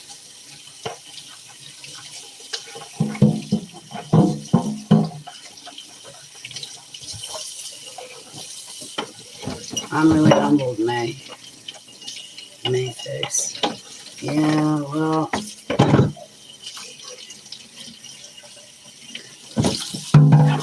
when someone says Trump's guilty, he is. And let's talk about that. So there was a long time, and you can even ask my friend Victory. I was very defensive with him and other people saying and demanding, no, Trump never hurt the kids. And anybody that says he hurts the kids, they're lying. One day I stopped and asked myself, Holly, why are you so defensive over Trump and why are you like this? And that's when a bunch of memories came back to me. I was programmed. I was put through satanic sacrifices to make me promise never to say anything. And being programmed to never say anything. And with 169 altars, the predators were hoping that I would never remember. But I do remember. And I have remembered. Might be slow on the uptake, but I remember.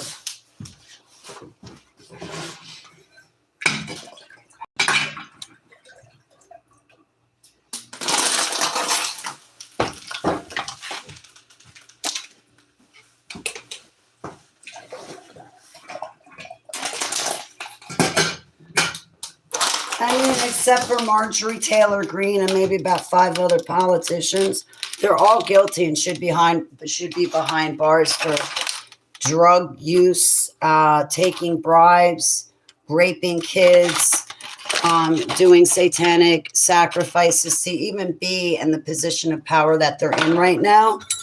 These are all your politicians, your mayors, your governors. Yeah. Same thing, just on a smaller scale. And then everybody wants to come back. Holly, you got to vote. Oh, Holly, you don't vote. You know, you're one of these people as to why the world is the way it is. No, I'm not. I don't vote because I know it's only an illusion. Our votes never counted. It was a distraction, like the Roman circus was a distraction. Voting is a distraction. And meanwhile, everybody's voting for candidates that they never picked to be presidents. So what good is that? And no, it's not fair.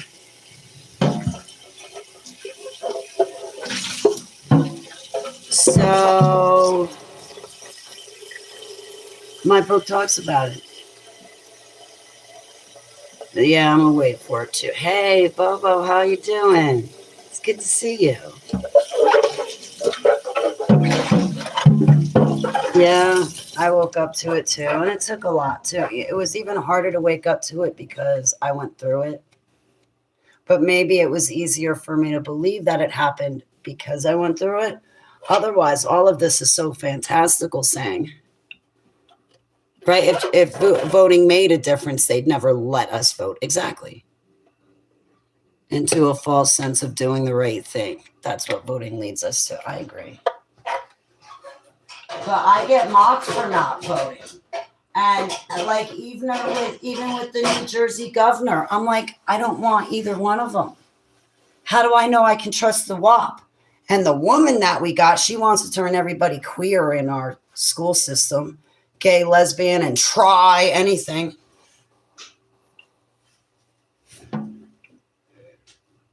I'm humbled, Mayfix. Thank you very much. I'm sorry that I had to wake you up. Trust me, I did not want to wake you up. I did not want to wake up. I was happy hitting that snooze alarm. Seriously, listen, I was happy taking the blue pill. You know, if somebody came to me right now holding the red pill and the blue pill, where I am now, right in life, I would take the blue pill. No, send me home. I'm going home. I need a good home cooked meal, my own bed. Send me home. All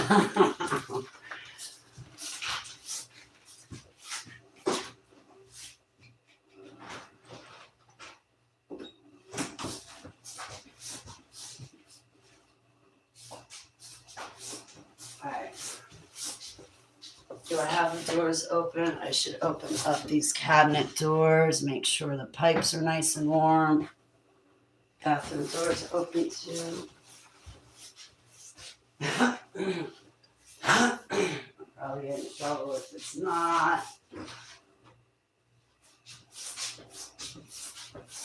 All right, so. No, it doesn't. They never voted, but had a good standard of, yeah, the leader of, I like how you worded that, Zach. Yeah, right? He wanted to put Africa back together again, and they killed him. Everybody called him a bad guy. And when I looked into him myself, and when I actually started looking it up, I was like, wait a minute, this is a good guy. He's not bad. I got to stop listening to my friends. My friends got their heads up their asses. This is going back like in 2012, 2013, 2014. Well, I got to be honest. I still got friends in that same condition. So I'm coming out of that condition myself. All right. So I'm coming from that, and I'm not mocking or belittling anybody, because these are tough topics. When scripture talks about a strong delusion coming, I always envision that strong delusion being something else. I never envision the strong delusion to be religion, to even be right down to what we call our Savior. I never imagined that the strong delusion would be, us thinking we're the only human beings in civilization that think we're on a spinning ball, but yet all the other human beings before us, like from the 1800s. No, even from my grandmother told me, my grandmother was born in 1922, and she told me in school they were taught that the earth was flat. So you figure from the early 1900s and before, everybody else knew that we were on a fixed, non-moving object with a firmament over us, and everything revolves around us, but it's above us revolving around. I never thought that the strong delusion would take these forms, because I always perceive the strong delusion to be something else. I perceive the strong delusion to be like the aliens are going to come down and everybody's going to believe in the aliens. But now I realize that strong delusion encompasses so much more. This is a good Holly-a-thon. Thanks for hanging out with me. Leader of Hungary also wants good for his people, but is given such a hard time by the EU leaders. Delivered wanted to go back to Egypt where they had comforts of home and food, right? This is no different. Yep.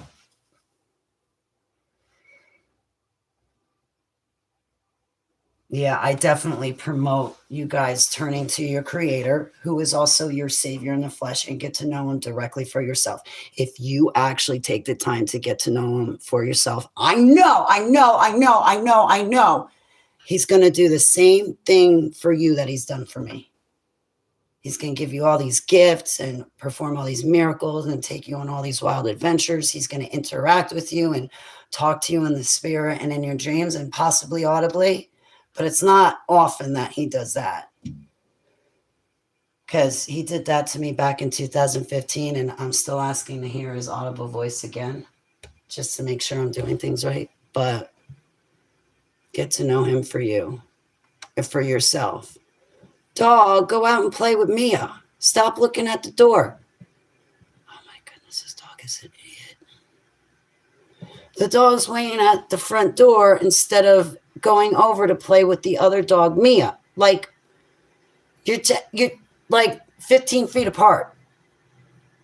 Play with her. Anyway.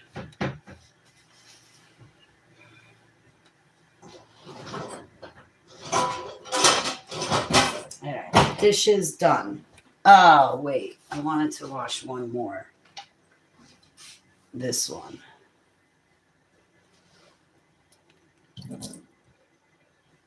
Religious, but always had a hard time with it because of so many questions. Me too, Mayfax. Me too.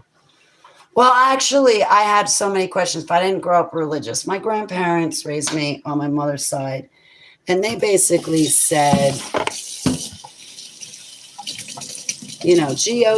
and Jesus love you.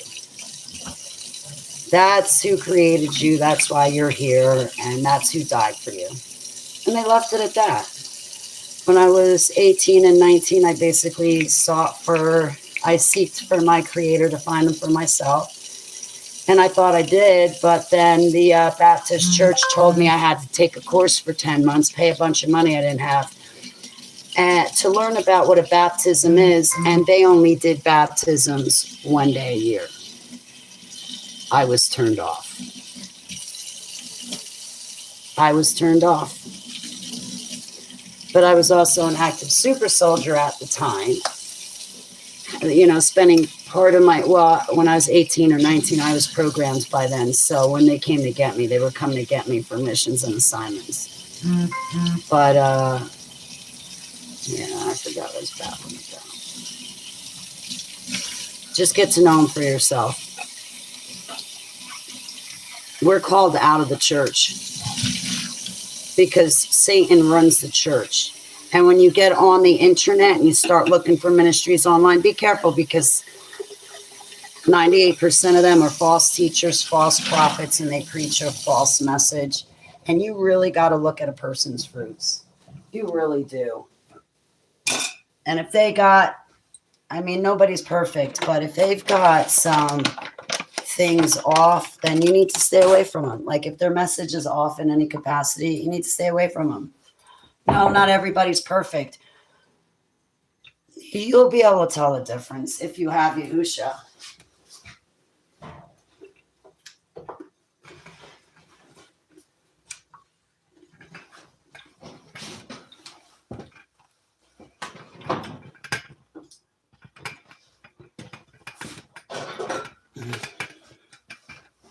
Might help if I had something to put the cream in.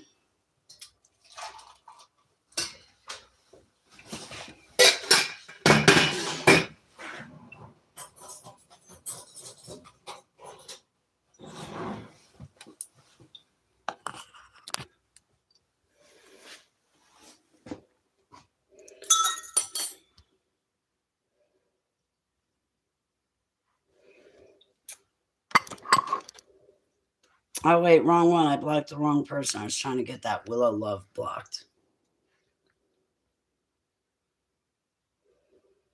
Gandhi of India say if going to represent the people, then you have to dress like the people. Hey, Bonnie, it's great to see you.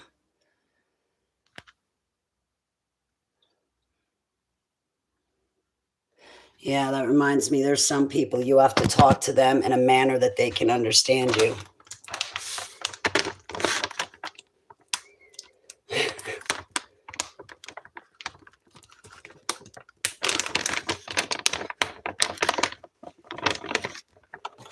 Yeah.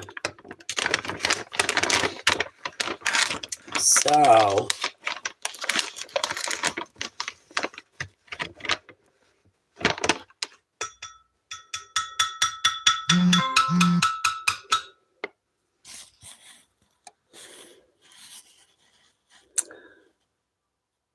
so many for me. Okay, well, Bobo, I pull out never to give you religion or false message or false doctrine or false prophecy. I'll expose all those doctrines with you. I'll talk shite about all those religions with you too, but I'm not going to lead you. I'm not going to lead you to any of them. The biggest thing is learn spiritual warfare. Like if you're depressed, sad, anxious, agitated, like say if you don't like have spirit eyes and you don't see things, you still need to do spiritual warfare because you can see the effects of a demonic attack. And the effects of a demonic attack, the aftermath would be depression or cancer or something. But yeah, always engage in spiritual warfare and also engage, like find and cast away the entities people use to astral travel, astral project, remote views, and telepathic messages. And then ask Abba to escort that person off your property and slam them back in their body. Always test things, whether it's nailed down or not, test it. And remember, the only way to get rid of principalities and legions is you have to add fasting. 3 to 5 days. I don't know. It depends the situation. It depends what you're doing. Like I've gone to Abba and said, I'm going to enter into prayer and fasting with you. And like he's always given me kind of like a gut feeling of how long I should do it. And then I stick to it. But I go directly to him myself. I don't deal with all the other people and crap. I have, and it got me nowhere fast. It got me more confused than anything. And like the church and these online ministries, they vastly misrepresent Heavenly Abba. And they turn him into a business. Like, I never turned him into a business. You can go right now on my website and read my book and see all of my prophecies. There's more details to give you to some of these prophecies, but for the most part, you can get the gist. And even then, you can read all of it in Revelation. It's all in Revelation. I guess just people have a hard time understanding it. That's all right. I have a hard time understanding. Oh, you better share. Is it the funny one? Coffee? I'll take it. I'll take a sip.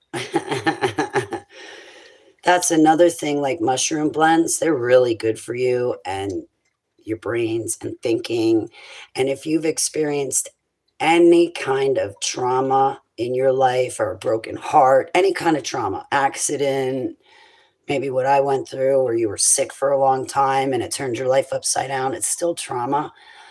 Mushroom blends are really, really, really good. And speaking of which, I ran out of mine and I need to get some more. But that's good. You got mushroom coffee.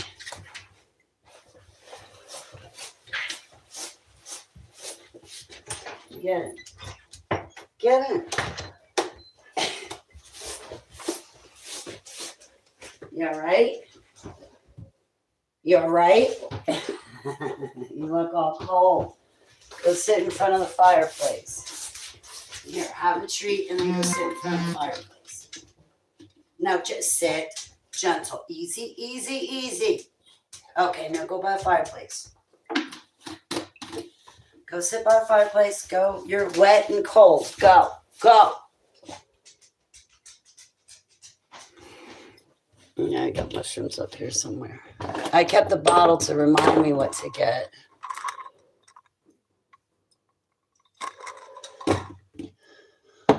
So they made magic mushrooms legal in Jersey for medicinal consumption.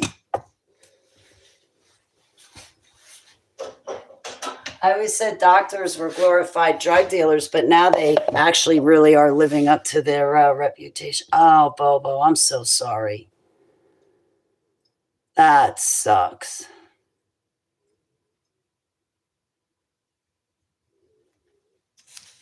My condolences to you. That sucks.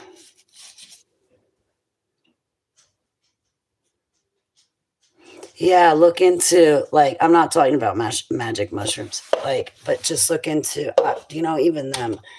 But no, like this one, if I can read it, like cordyceps, lion's mane, chaga, reishi, royal sun, king trumpet, shiitake, turkey tail, entradia, may take, I don't know. Look into them. I heard it on a Sean Ryan show about these mushroom things, mushroom blends to help with trauma, help your brains. I started taking them.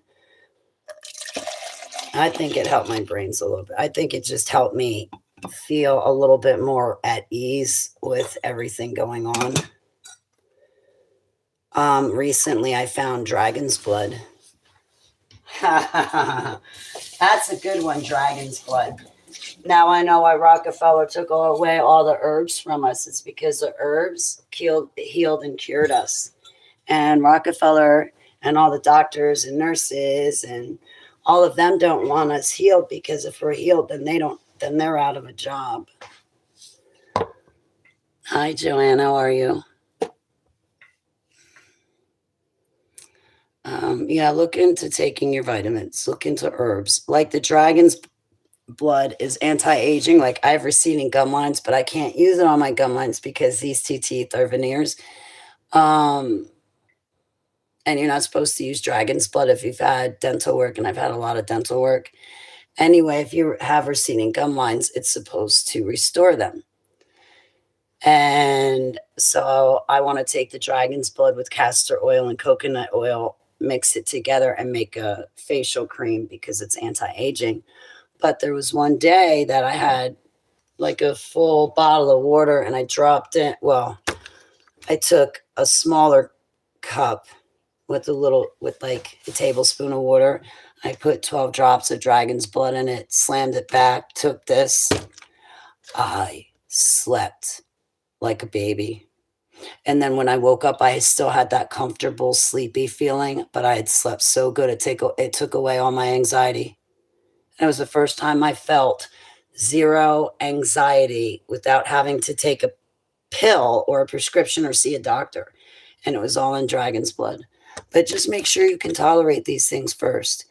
And remember, when you use these things like essential oils or any kind of other oil, you know, you got to use a carrier oil like coconut oil to put it in. So, like, usually if I use a half a teaspoon of coconut oil, then I'll drop in 6 drops of whatever oil I have and then apply it to my face or apply it to my gums, whichever. But dragon's blood takes away your anxiety. I know that much. You'll sleep good. But when you take it, it just have like time where you can sleep and enjoy yourself. And I was putting it on my gums until I found out I can't because I have veneers and dragon's blood is a red dye. Yeah, more at ease, more comfortable. Have been there before. Yeah, mushrooms help brain synapses. Well, what? Abba made the plants before he made any of the animals. Any of the dragons and big fat lizards.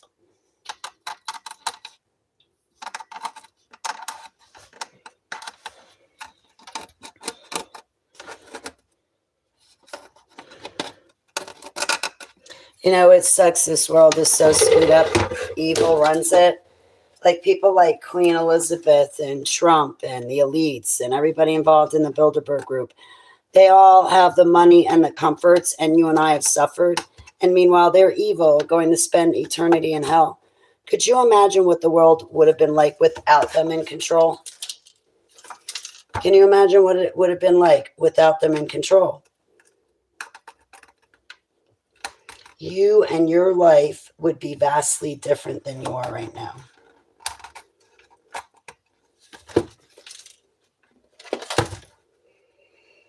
All right, I'm going to turn that thing off because I think it's hot now.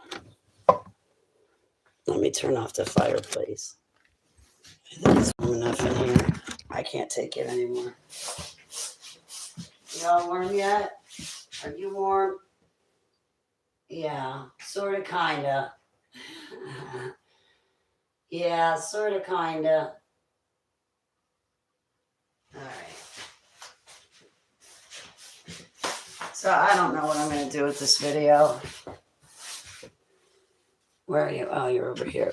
I don't know what I'm going to do with this video. I should probably put it on private. It does not have anything to offer. Well, I did have a couple of things I said in the video. But otherwise, I'm pretty miserable grieving.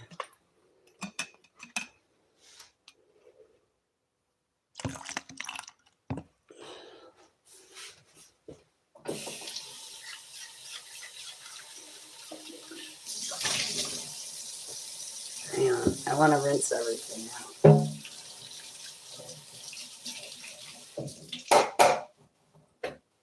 Cool. Everything is clean.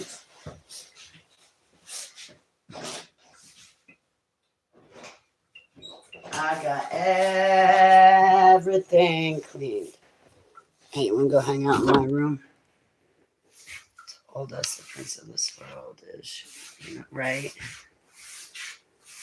Pure chaos is just the only way the system works, I guess, right? Pure chaos.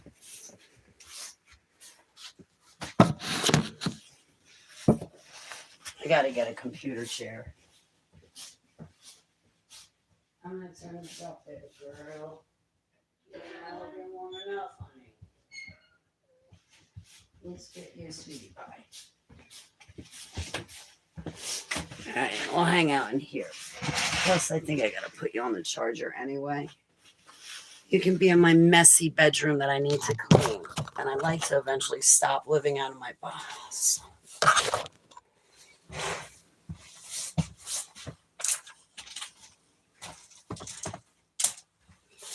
No, it's been sitting there for 2 weeks, my laundry. I've not put it away yet. I was writing my book.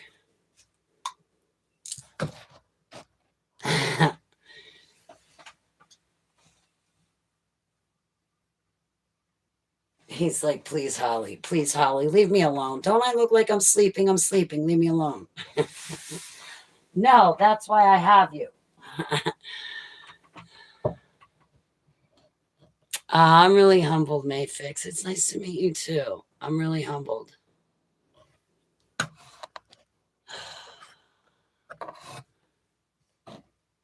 No, you wouldn't. Didn't I? Like, how did you pop up after that?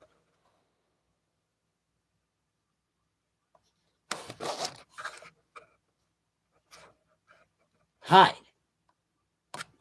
All right. It's nice to meet you too. I hope you enjoy my book and my drawings. I hope, if anything, it draws you closer to Heavenly Abba and you make him your refuge and you go to him for everything. Because if you do, I know he's going to answer you just like he did me. He answered me. He's going to answer you. But you got to go to him directly. You can't go to like churches and these online ministries. You got to go to him for yourself. And make him your best friend. I ask him to help me cook, help me clean, pick out my clothes, take walks with me, go before me, during me, and after me. Like during me, enjoying the time that I have with him.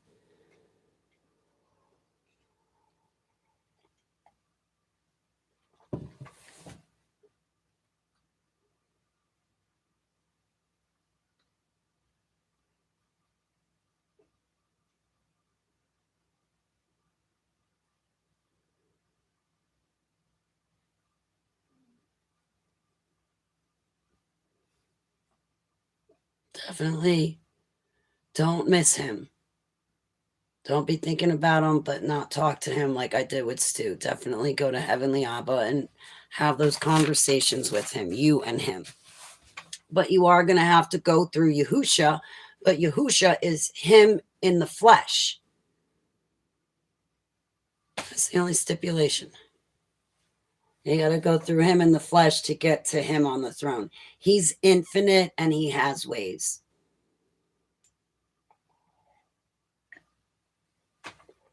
His ways are not of this world, and he's definitely one of a kind. He's not like the other Elohim. He's not like the rest of them at all. But you're not going to know that unless you go talk to him for yourself.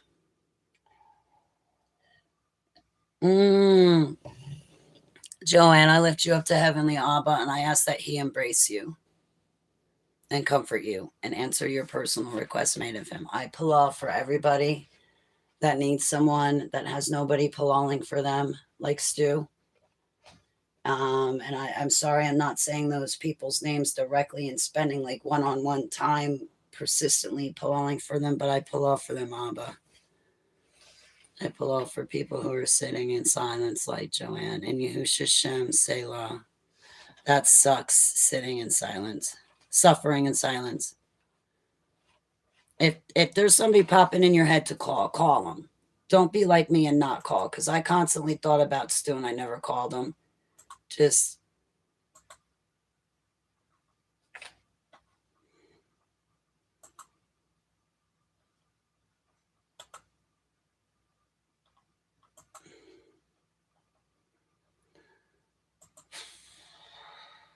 $12.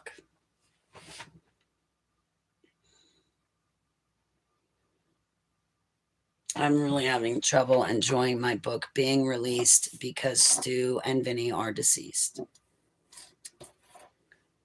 It's a really hard time. I don't know what to do with myself.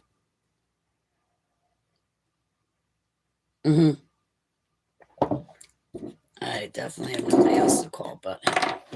But I felt like that anyway. So it's just always been him and me, him and me.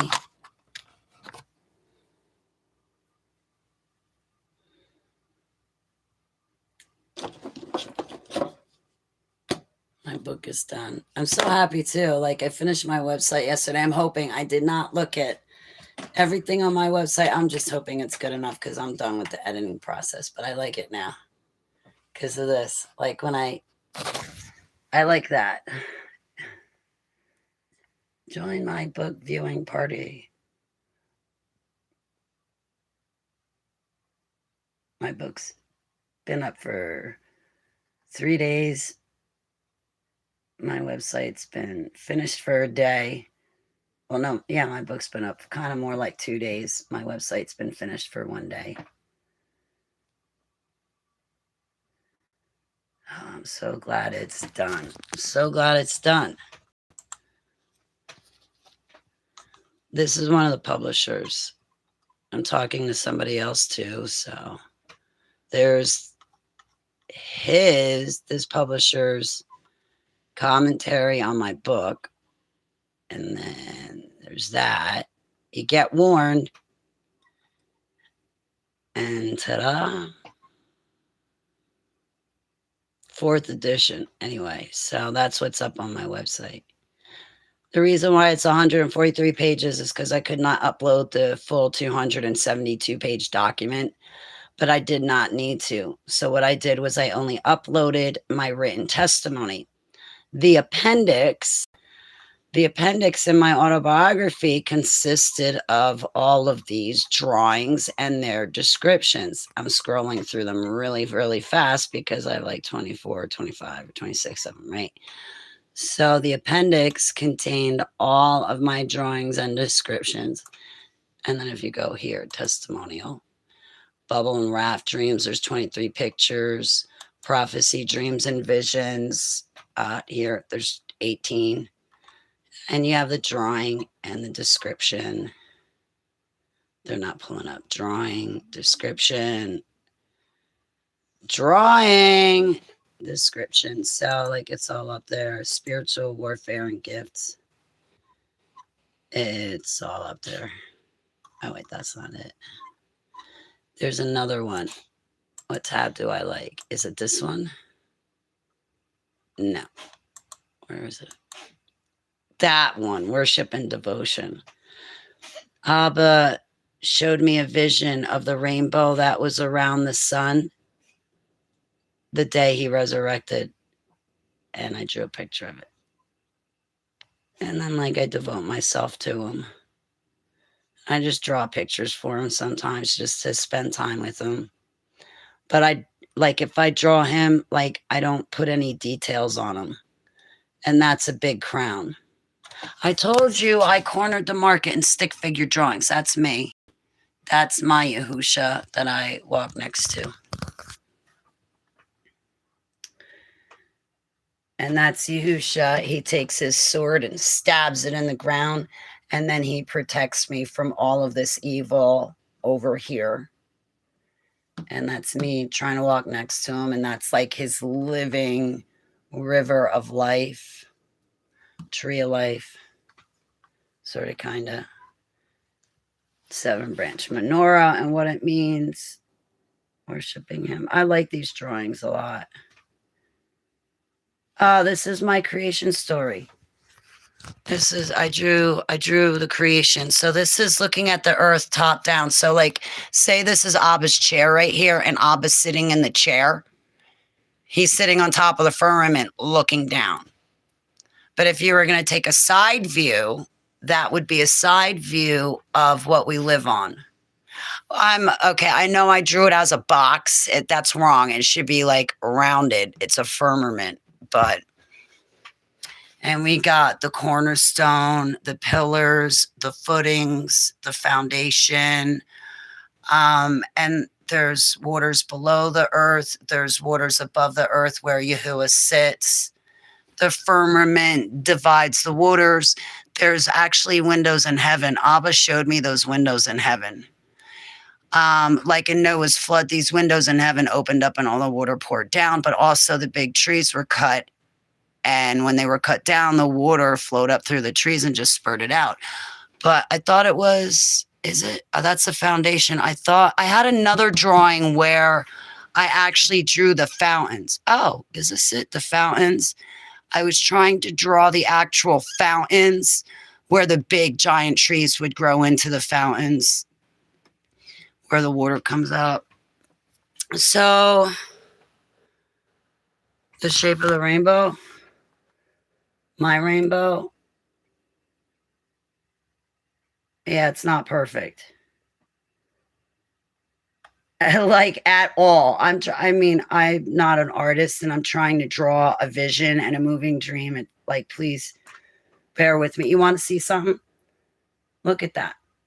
It's a copy. I made a picture and I taped ribbons onto it. That was my very first drawing that I ever made for Yahuwah. My 169 altars made this for Yahuwah back December 2014.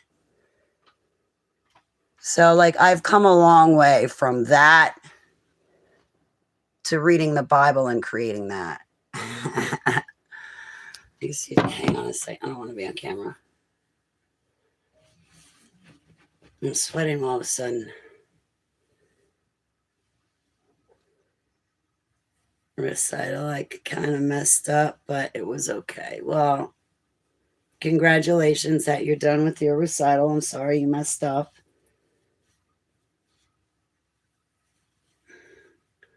So, yeah, like this is my website. Hang on 1 minute. I don't want to be in the camera. So, yeah, I've definitely gotten a lot better from that to like the other drawings. And like, I'll just make designs for them because I love them. I should not have drawn a heart because a heart is another symbol for Baal. But I did not know that, I don't think, at the time I drew this picture. So I try to stay away from all symbols.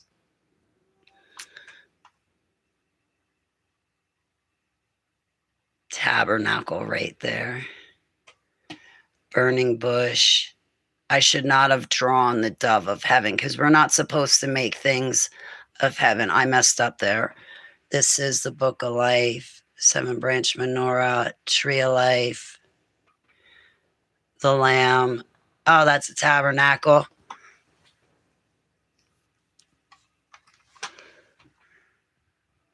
So I like that tab. What else?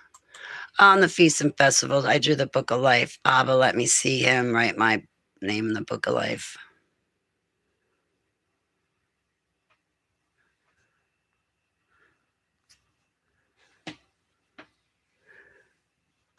But it's just like things that I drew him. Time that I spent with you. The drawings are not popping up. That's okay. You can look at them for yourself. Those are my drawings. And then over here, what do I have? Recent interviews, like all the like Caravan to Midnight and stuff like that. They're all up on recent interviews. Mr. Hodges, Mr. Wells, Mr. Preston, Mr. Simmons, and Miss Hagerman, Miss Emma from Imagination Podcast, Mitch Shanti from Aquarius Rising. It's all there.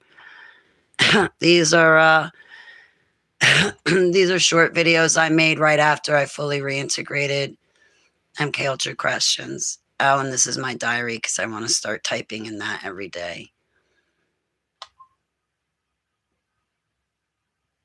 This page I have to create because on this page right there, creators to other authors, I want to give credit to, hang on a second, things are falling over and there's no reason for them to fall over. I want to give credit to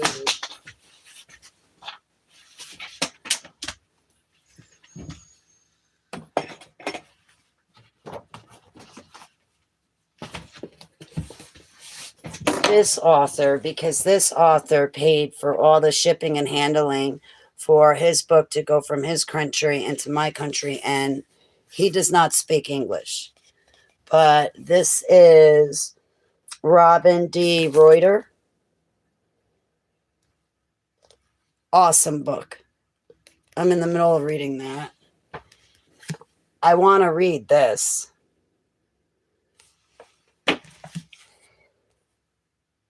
So on my website, I want to leave a picture of his books, show my appreciation, and leave a link where you guys can go and buy his books from him. Because he sent me all of his books, and I'm really humbled. And I'm also really interested.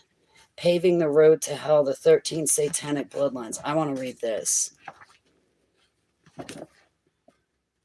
Reducing the World Population. Let's see the table of contents.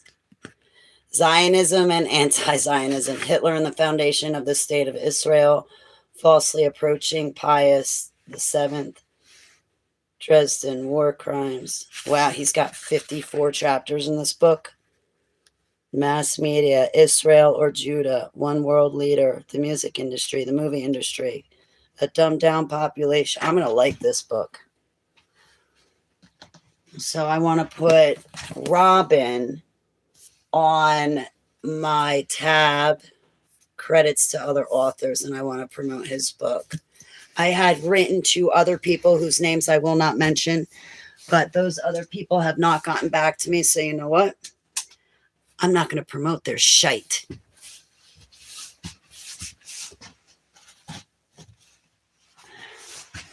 They used to have a big name.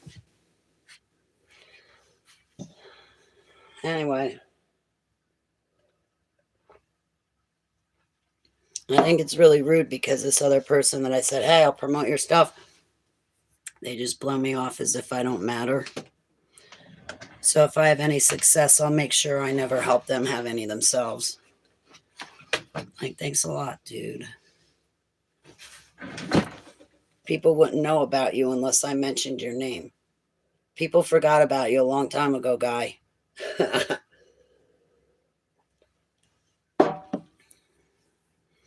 I'm not saying who.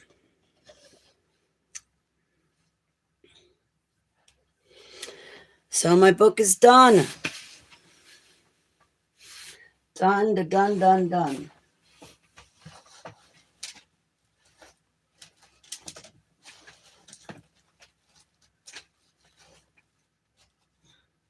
What did I do with my Scully? I feel naked without it now.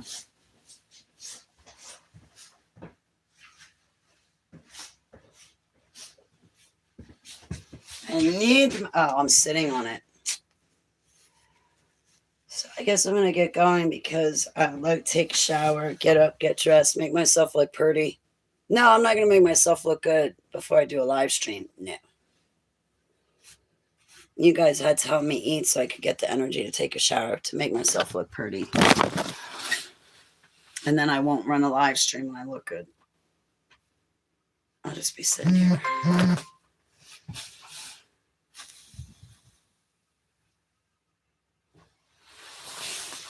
So cool, my book's done.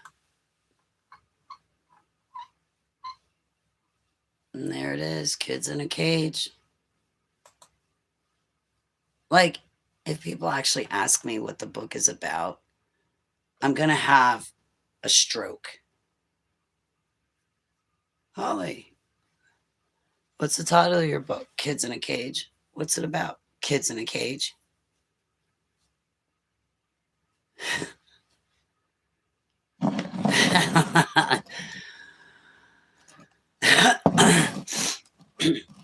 Because that's where your tax dollars are going right now, is trafficking kids, and they're sitting in a cage waiting to be used, or container, or room, or tied up, or shackled.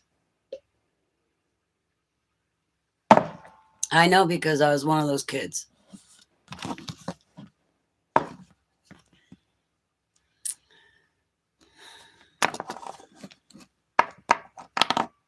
I better go be productive and clean.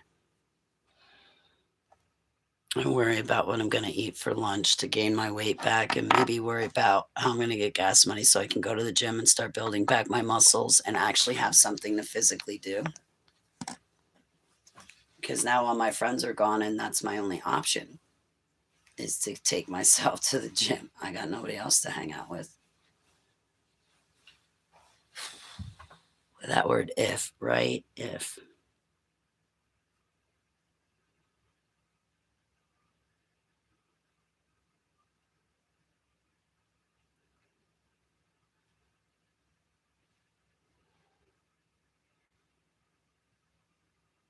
Juicing. My grandmother got me a juicer a long time ago. I don't have it anymore. I was part of from my possessions, but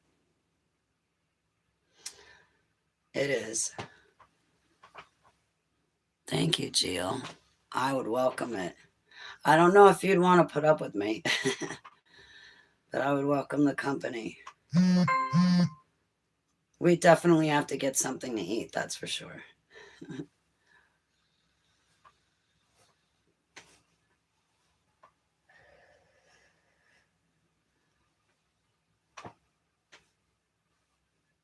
I'll clean up then. I'll be cleanup crew.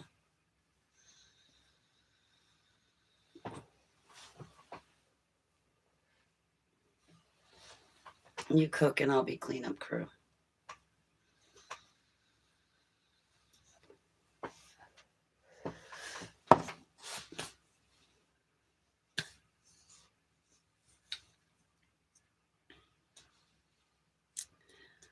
I got stuff to do. I just don't know what to do with myself. I guess I'll leave this video up public for a little bit so some of my other friends can see it, but in a day or two, I'll put it on private. You're in Washington. Oh my God, you're too far away. Abba. He's like, yes, Holly. Abba, I had another big one. Can you like zoom me over to like Washington? I'm gonna need, can I borrow one of your chariots, Heavenly Abba?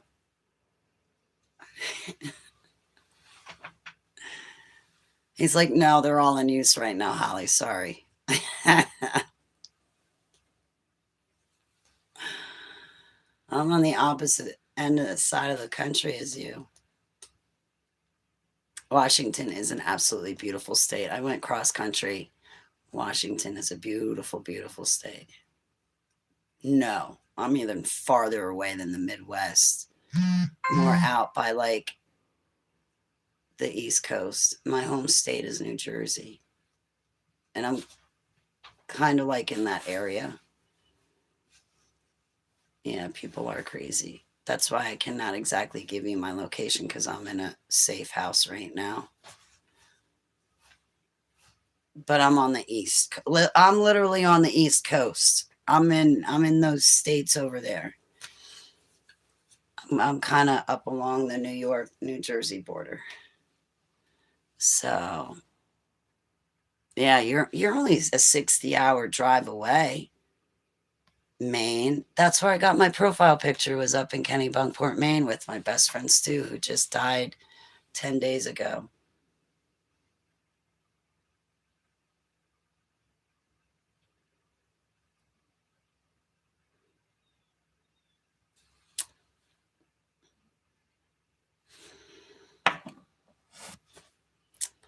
So, yeah.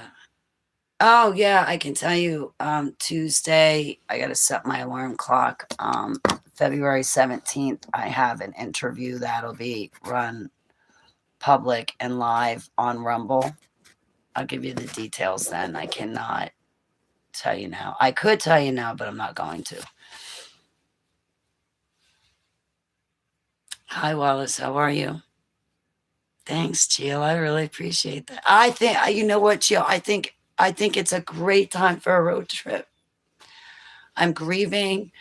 I don't know what to do with myself. I'm having a tough time sitting at my computer. Writing my book was really hard, not only because Stu was always in my book. It's just now I use his name, but I was writing about times and places when him and I were hanging out together and just, but overall, in general, sitting here to proofread on a book and focus on it while it was really tough work. So when I finished it, I think it was about like 5 or 6 p.m. on February 1st. I've been really so glad to be done with the bondage and weight of it. But yeah, it is definitely time for a road trip. Honestly, if I had a vehicle that would make it, I probably would have hopped in my car right now and run away.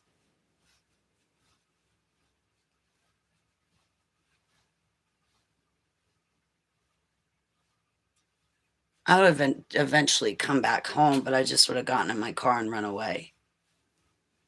I would have rolled out the map, picked a place, and just taken off for like 3 to 5 days and disappeared. But anyway.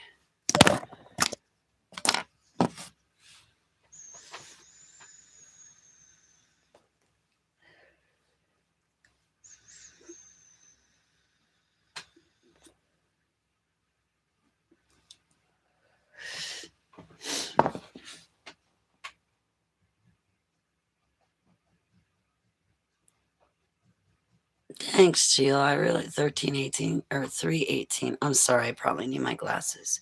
GEEL. Yeah, that's 318. I'll take you up on that.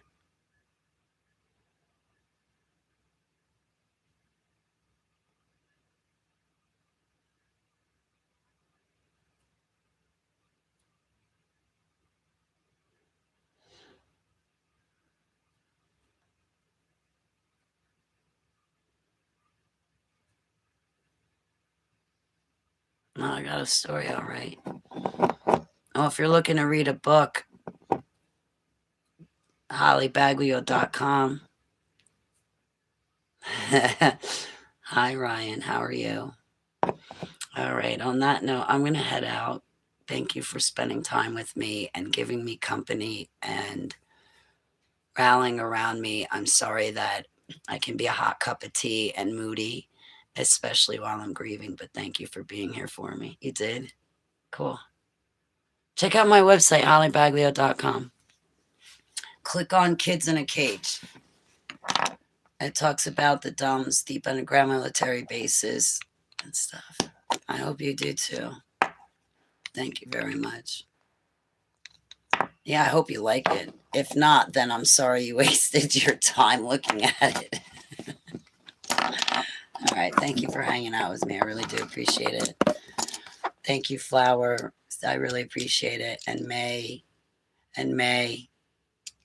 Thank you. I really appreciate you hanging out with me. It means more than I can express.